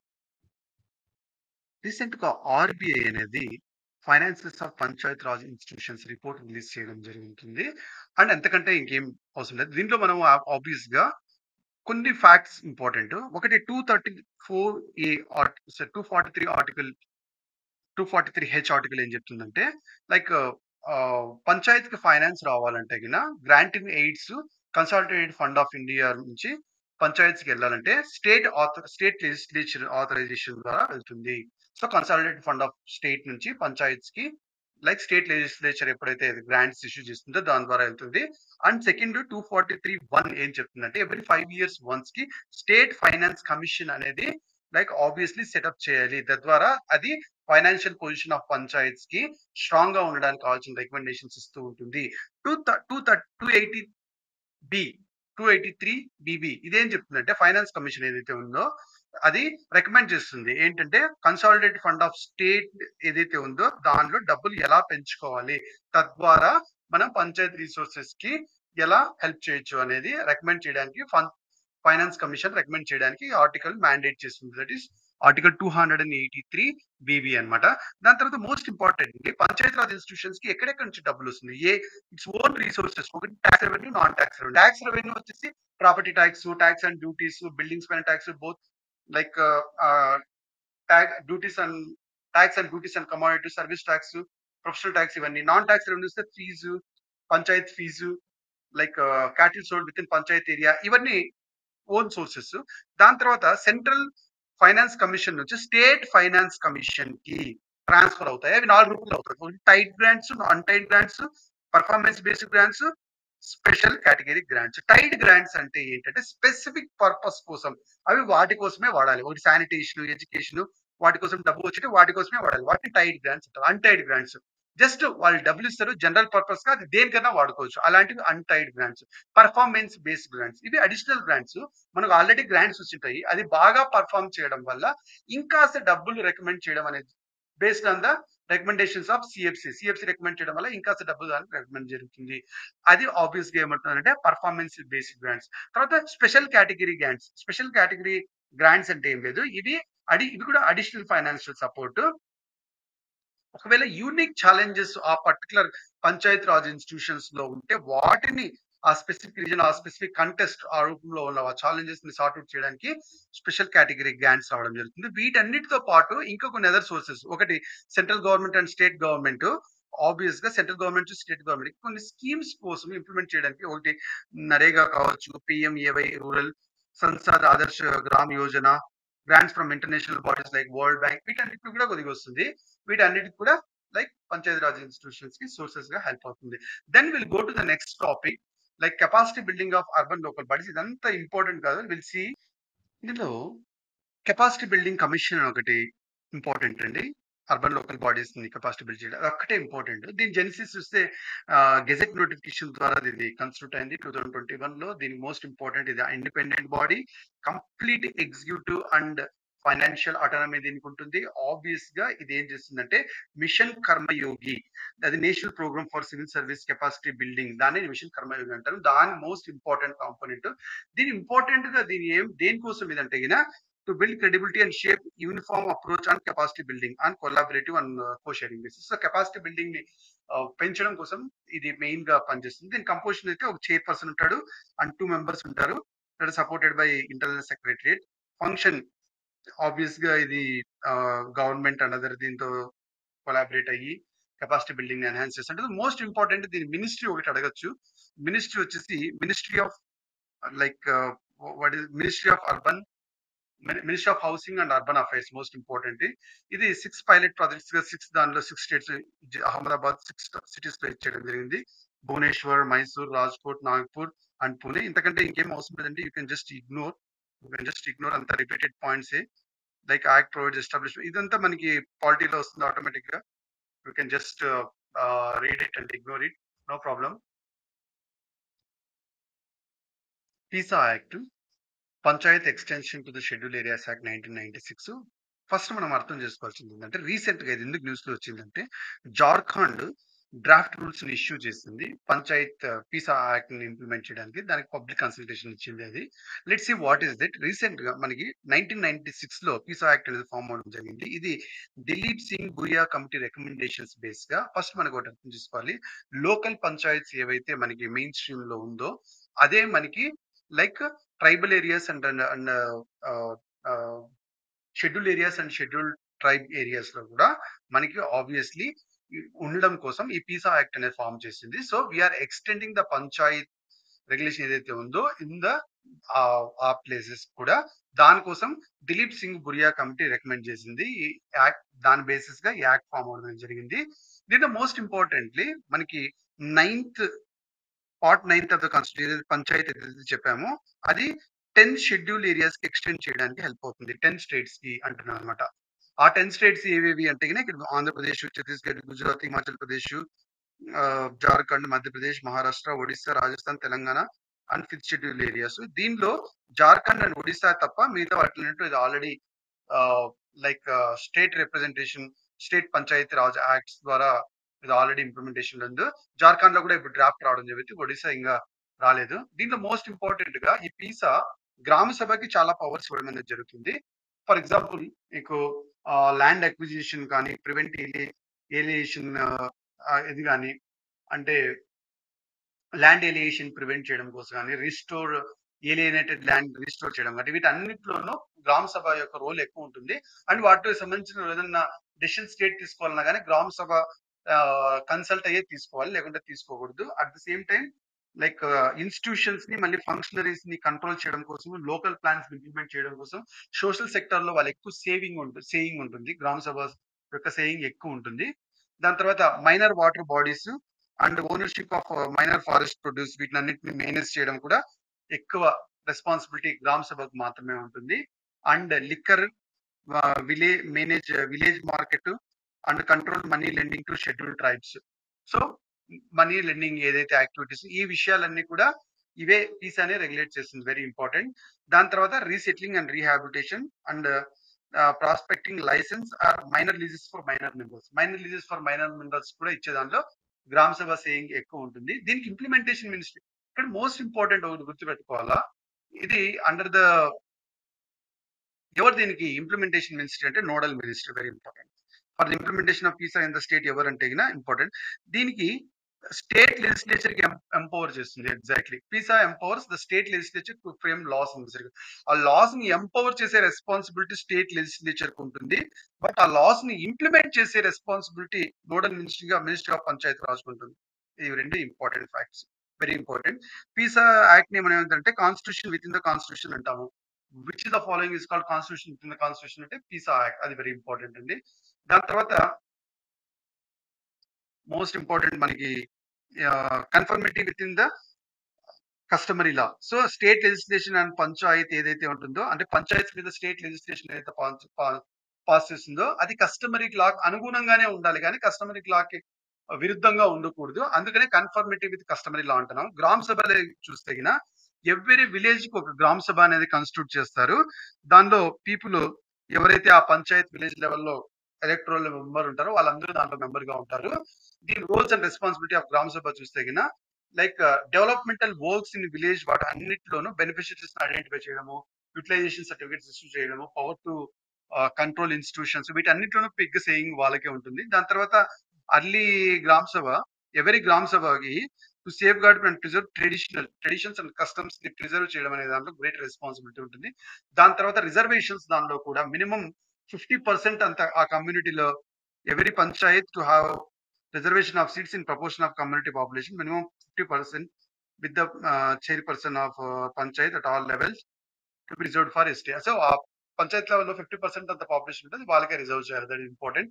తర్వాత 5th and 6th schedule చూస్తే గిన C ఈ PESA act మొత్తం extend చేసేది 5th and 6th schedule లో ఒకటి most important గా 244(1) article వచ్చి 5th షెడ్యూల్ కి ఎట్లా అడ్మినిస్టర్ చేయాలని చెప్తుంది. 244(2) అండ్ 275(1) వచ్చి 6th షెడ్యూల్ కి ఇష్యూ చేయాలి, ఎట్లా చేయాలని చెప్తుంది. 244(1) ఏం చెప్తుందంటే 5th షెడ్యూల్ ఏరియాస్ ని అడ్మినిస్టర్ చేసేటప్పుడు ఆ scheduled areas and schedule tribes రెండింటికి అడ్మినిస్టర్ చేయడానికి 5th schedule. But 6th schedule వచ్చేసి ఓన్లీ ట్రైబల్ ఏరియాస్ మాత్రమే. ఇది ఇంపార్టెంట్. ఇక్కడ scheduled areas and schedule tribes in any state except Assam, Meghalaya, Tripura and Mizoram. Assam, Meghalaya, Tripura, Mizoram areas కాకోకుండా షెడ్యూల్ ఏరియాస్, షెడ్యూల్ ట్రైబ్స్ మొత్తం according to article 244 in 5th schedule ఇచ్చేయడం జరుగుతుంది. ఈ అస్సాం, మేఘాలయ, త్రిపుర, మిజోరాం నాలుగిటికి 6th షెడ్యూల్ లో ఇచ్చేయడం జరుగుతుంది. ఈ 5th షెడ్యూల్ లో ఎట్లా అడ్మినిస్టర్ చేయాలంటే ఒక కౌన్సిల్ క్రియేట్ చేస్తారు. అదే ట్రైబల్ అడ్వైజరీ కౌన్సిల్ అంటారు. దానికి అడ్వైజరీ పవర్స్ ఉంటుంది. ఆ కౌన్సిల్ ఎవరు కన్స్టిట్యూట్ చేస్తారంటే స్టేట్ లెజిస్లేచర్ కన్స్టిట్యూట్ చేస్తుంది. దానికి అడ్వైజరీ పవర్స్ ఉంటుంది. దాని అడ్వైజరీస్ తీసుకునేసి రెగ్యులేట్ చేయడం అనేది జరుగుతుంది. అదే మనకి 6th షెడ్యూల్ లో చూస్తే గిన కాన్స్టిట్యూషన్ ఇట్ సెల్ఫ్ ఏం చెప్తుందంటే అస్సాం, మేఘాలయ, త్రిపుర, మిజోరాంలో అటానమస్ డిస్ట్రిక్ట్ కౌన్సిల్ ని కన్స్టిట్యూట్ చేయాలి అని చెప్తుంది. దానికి గ్రేటర్ పవర్స్ ఉంటుంది. ఎందుకంటే ఇది కాన్స్టిట్యూషన్ దీంట్లో దానికి ఎగ్జాక్ట్లీ గ్రేటర్ పవర్స్ ఉంటుంది. బట్ నీకు ట్రైబల్ అడ్వైజరీ కౌన్సిల్ కేవలం అడ్వైజరీ కౌన్సిల్ ఉంటుంది. బట్ ఇక్కడ autonomous district councils in 6th schedule లో ఎక్కువ పవర్స్ ఉండడం అనేది జరుగుతుంది. దాని తర్వాత మనకి ఈ పీసా యాక్ట్ ఏదైతే ఉందో సెల్ఫ్ గవర్నెన్స్ త్రూ పంచాయత్స్ కోసం 5th షెడ్యూల్ లో ఉండడం కోసం ఇది ఇచ్చేయడం అనేది జరుగుతుంది. Very very very important. So Pisa act అనేది దేనికంటే 5th షెడ్యూల్, అది గుర్తుపెట్టుకోండి. నాట్ టు 6th షెడ్యూల్, అది గుర్తుపెట్టుకోండి దయచేసి. తర్వాత will go to the most important other important news ఏవేవి ఉన్నాయి. Will look these things and will complete in less than 5 minutes అండి. First news panel of vice chairpersons. దీనిలో రీసెంట్ గా Rajya Sabha chairman constituted all women panel of vice chairpersons Rajya Sabha. అందుకే news లో రావడం జరిగింది. అంత ఇంపార్టెంట్ ఏం కాదు, బట్ మనకు తెలిసిన ఫ్యాక్ట్స్ ఒకసారి రివైజ్ చేసుకుందాం. దీనిలో మనకి ఫస్ట్ మనకి చైర్మన్ ఉంటాడు, తర్వాత డిప్యూటీ చైర్మన్ ఉంటారు, దాని తర్వాత ఒక ప్యానెల్ మొత్తం ఉంటుంది. ఒకవేళ ఈ చైర్మన్, డిప్యూటీ చైర్మన్ ఇద్దరు లైక్ ఆబ్సెంట్ అయ్యారనుకో, ఆబ్వియస్లీ అప్పుడు ఏమవుతుందంటే ఆ ప్యానెల్ లో ఉన్న వాళ్ళు ఎవరో ఒకరు వచ్చేసి ఈ హౌస్ ని ప్రిసైడ్ చేస్తారు. స్మూత్ కండక్ట్ ఆఫ్ హౌస్ అనేది చేయడం జరుగుతుంది. ఒకవేళ వాళ్ళు ఎవరైనా ఆబ్సెంట్ అయ్యారనుకో, ఇది ఇంపార్టెంట్ స్టేట్మెంట్, ఇది ఒక్కటే ఇంపార్టెంట్ దీనిలో. హౌఎవర్ ఒకవేళ అది వేకెంట్ ఉన్నాడు అనుకో, ఆబ్సెంట్ కాదు వేకెంట్. వేకెంట్ అంటే ఏంటి? డెత్ అవ్వడము, లేకపోతే అతను రిసిగ్నేషన్ ఇచ్చి వెళ్ళిపోవడం, అట్లా వేకెంట్ ఉన్నాడు అనుకో, ఆ టైంలో మాత్రం ప్యానెల్ ఆఫ్ మెంబర్స్ హౌస్ ని కండక్ట్ చేయడం అనేది జరగదు. దానికోసం ఏంటంటే ప్రెసిడెంట్ హౌస్ మొత్తంలో ఆ చైర్మన్ డ్యూటీస్ ని ఎవరినో అప్పగించడం జరుగుతుంది. ఎప్పుడు చైర్మన్, డిప్యూటీ చైర్మన్ ఇద్దరు లేకోకుండా ఉంటే, ఇద్దరు డెత్ అయ్యి ఉండే, ఇద్దరు పొజిషన్స్ వేకెంట్ అంటే ఆ టైంలో, ఇంతకంటే ఇంకేం ఇంపార్టెంట్ ఏం లేదు. Then will go to the parliament sessions. Parliament sessions లో మోస్ట్ ఇంపార్టెంట్ మనకి ఒకటి అర్థం చేసుకోవాలి. స్పెషల్ సెషన్ అనే వర్డ్ కాన్స్టిట్యూషన్ లో ఎక్కడ మెన్షన్ చేయబడలేదు. బట్ మన యొక్క గవర్నమెంట్ ఎప్పుడన్నా టర్మ్స్‌లో ఎప్పుడన్నా వాడుతూ జరుగుతూ ఉంటుంది. ఆర్టికల్ 18 అందుకని so, we need to know special session అనేది ఎక్కడ కాన్స్టిట్యూషన్‌లో లేదు. బట్ ఆర్టికల్ 85 గురించి మోస్ట్ ఇంపార్టెంట్ తెలియాలి. అదేంటంటే అట్‌లీస్ట్ సంవత్సరానికి 2 సార్లు కంపల్సరీగా మీట్ అవ్వాలి. So, gap between 2 houses maximum అనేది 6 మంత్స్ ఉండాలి. It is constitutional mandate. But however by convention మనం 3 టైమ్స్ మీట్ అవుతాం. అంటే అంతకంటే తక్కువ మీట్ అవుతామని. అంతకంటే తక్కువ టైమ్ పీరియడ్‌లోనే మీట్ అవుతామని మీనింగ్. అది ఇంపార్టెంట్. హౌఎవర్ కాన్స్టిట్యూషనల్ మ్యాండేట్ వచ్చేసి మినిమమ్ 2 సెషన్స్ అంటే 6 మంత్స్ గ్యాప్ పీరియడ్‌లో అవ్వాలి అనేది ఇంపార్టెంట్. అండ్ అలా అని చెప్పేసి అంతకంటే ఎక్కువ సార్లు కలుస్తారంటే పార్లమెంట్ కలవకుండా ఉండడానికి అలాంటివేమి లేవు. ఎన్ని సార్లైనా కలవచ్చు. బట్ మినిమమ్ 2 టైమ్స్ అవ్వాలి ఇంపార్టెంట్. దీంట్లో మోస్ట్ ఇంపార్టెంట్‌గా cabinet committee on parliamentary affairs ఏదైతే ఉంటుందో, ఆ parliamentary sessions date and duration ఎప్పుడు అనేది డిటర్మైన్ చేస్తారు. దాని తర్వాత వాళ్ళకందరికీ ప్రెసిడెంట్ అనేవాడు సమన్ చేస్తాడు. సో, డిటర్మైన్ చేసేటప్పుడు డేట్ ఎప్పుడు పార్లమెంటరీ సెషన్ కండక్ట్ చేస్తాం, ఆ సెషన్ ఎన్ని రోజులు ఉంటుంది, అవన్నీ డిటర్మైన్ చేసేది cabinet committee on parliament affairs. But వాళ్ళకందరికీ సమన్ చేసేది వచ్చేసి ఎంపీలకి అందరికి సమన్ చేసేది ప్రెసిడెంట్. తర్వాత ఇమ్యూనిటీ ఆఫ్ ప్రెసిడెంట్ అంత ఇంపార్టెంట్ ఏం లేదండి. You can just ignore. తర్వాత ఆర్టికల్ 176 అండ్ 267 ఇది Rajya Sabha rules of procedure and conduct of business in the council of states లో అంటే రాజ్యసభలో దీనిలో 176 వచ్చేసి షార్ట్ డ్యూరేషన్ డిస్కషన్స్ కి అలో చేసేది 176 అలో షార్ట్ డ్యూరేషన్ డిస్కషన్స్ అండి. బట్ ఆ డిస్కషన్స్ అనేది should not be more than 2.5 hours. ఒక పర్టికులర్ ఇష్యూ పైన అంతకంటే ఎక్కువ కూడదు. బట్ 267 అని అది రాజ్యసభ ఎంపీకి స్పెషల్ పవర్. అదే తనేం చేస్తాడంటే ఆ రోజు అజెండా ఏదైతే ఉందో దాన్ని సస్పెండ్ చేసి without the approval of like chairman approval లేకోకుండానే ఆ రోజు అజెండాని సస్పెండ్ చేసి చేసే అధికారం ఎంపీకి ఉంటుంది. That is most important article 267. దాని తర్వాత అడ్జర్న్మెంట్ మోషన్ గురించి మనకి ఇవన్నీ పాలిటిక్‌లో వచ్చాయి. But most important urgent public importance matters లో స్పీకర్స్ కన్సెంట్ తో లోక్సభలో ఇది ఇంట్రడ్యూస్ చేయడం అనేది జరుగుతుంది. మోస్ట్ ఇంపార్టెంట్ ఇది రాజ్యసభలో ఉండదు. ఎందుకంటే ఇది అట్లీస్ట్ 50 మెంబర్స్ అనే వాళ్ళు దీన్ని అడ్మిట్ అవ్వాలి. ఇది ఇంపార్టెంట్. ఎందుకంటే ఇది రాజ్యసభలో ఉండదు. ఎందుకంటే ఈ అడ్జర్న్మెంట్ మోషన్ అనేది రాజ్యసభలో ఉండదు. ఎందుకంటే దీనిలో సెన్సార్ సెన్సార్ మోషన్ దానిలో ఒక ఎలిమెంట్ దీనిలో దాగుంటుంది. సెన్సార్ మోషన్ అంటే ఏంటి? గవర్నమెంట్ కి వ్యతిరేకంగా అంటే గవర్నమెంట్ రూలింగ్ కి ఇక్కడ లైక్ ఆమోదయోగ్యంగా లేదు అనే ఎలిమెంట్ కూడా అడ్జర్న్మెంట్ మోషన్ లో దాగుంటుంది. కాబట్టి ఇది లోక్సభలో మాత్రమే ఇంట్రొడ్యూస్ అవుతుంది. రాజ్యసభలో ఇంట్రొడ్యూస్ అవ్వదు. Only in Lok Sabha. Most important అండి. Very very important. బట్ దీనిలో ఇంకోటి ఏంటంటే ఈ అడ్జర్న్మెంట్ మోషన్స్ లో ఏదైతే డిస్కస్ చేస్తాయో అవన్నీ not less than 2 hours and 30 minutes అంత టైం పీరియడ్ లోనే దీనికి టైం కుదించడం అనేది జరుగుతుంది. దాని తర్వాత సబార్డినేట్ లెజిస్లేషన్. లెజిస్లేషన్ అంటే లెజిస్లేటివ్ బాడీస్ కాకోకుండా వాటి కింద వాళ్ళే లైక్ లెజిస్లేషన్ పాస్ చేస్తారు. దాన్ని సబార్డినేట్ లెజిస్లేషన్ అంటారు. దీనివల్ల ఏమంటే లెజిస్లేచర్ ప్రతి ఒక్క దానిపైన లాస్ అంటే రూల్స్, రెగ్యులేషన్స్, బైలాస్ లైక్ అంటే అవన్నీ చేయాలంటే వాళ్ళకి టైం కూడా కుదరదు ఆబ్వియస్ గా. So executive people will make such bylaws ఇవన్నీ దాన్ని సబార్డినేట్ లెజిస్లేషన్ అంటారు. ఇది సబార్డినేట్ లెజిస్లేషన్ రాజ్యసభలో కూడా దానికోసం ఒక కమిటీ ఉంది. అది important. Committee on subordinate legislation Rajya Sabha అది అండర్ రూల్ 204 కింద ఇది ఫామ్ అవ్వడం అనేది జరుగుతుంది. ఆబ్వియస్ గా అంతకంటే ఇంకేం అవసరం లేదు. You can just parliamentary secretary beach you can ignore. Sarpanch పతి ఇది మీకు తెలుసు ఆబ్వియస్ గా లైక్ సర్పంచ్ ఉమెన్ ఉంటారు. But lots of power will be taken care by their husbands. దీనిలో మోస్ట్ ఇంపార్టెంట్ ఈ సర్పంచ్ పతి నుంచి రియల్ పవర్ ఉమెన్ రావడం కోసం standing committee on rural development and Panchayat Raj recommended training of like like women కి train చేసి ఆ ఈ సర్పంచ్ పతి దీని నుంచి బయటకు తీసుకురావాలి అని చెప్పి దీనికోసము కొన్ని స్టెప్స్ తీసుకోవడం జరిగింది. ఒకటి ఉమెన్ రిజర్వేషన్స్ కావచ్చు. Obviously 73rd constitutional amendment act ద్వారా ఏం చెప్తుందంటే 1/3 of Panchayat Raj institutions and 1/3 of the chair persons and in the all Panchayat institutions and 3 levels లో కూడా ఉమెన్ కి రిజర్వేషన్ ఉండేలాగా 1/3 అంత రిజర్వేషన్ ఉంటుంది. అది ఆర్టికల్ 243 చెప్తుంది. బీహార్, కేరళ, మహారాష్ట్ర, ఒరిస్సా, ఈ రాజస్థాన్ ఇటువంటి స్టేట్స్ లో 50% ఆఫ్ ద రిజర్వేషన్ ఉమెన్ కు ఉండడం అనేది జరుగుతుంది. ఇది important. As per the women and main not necessary that fact you can just ignore.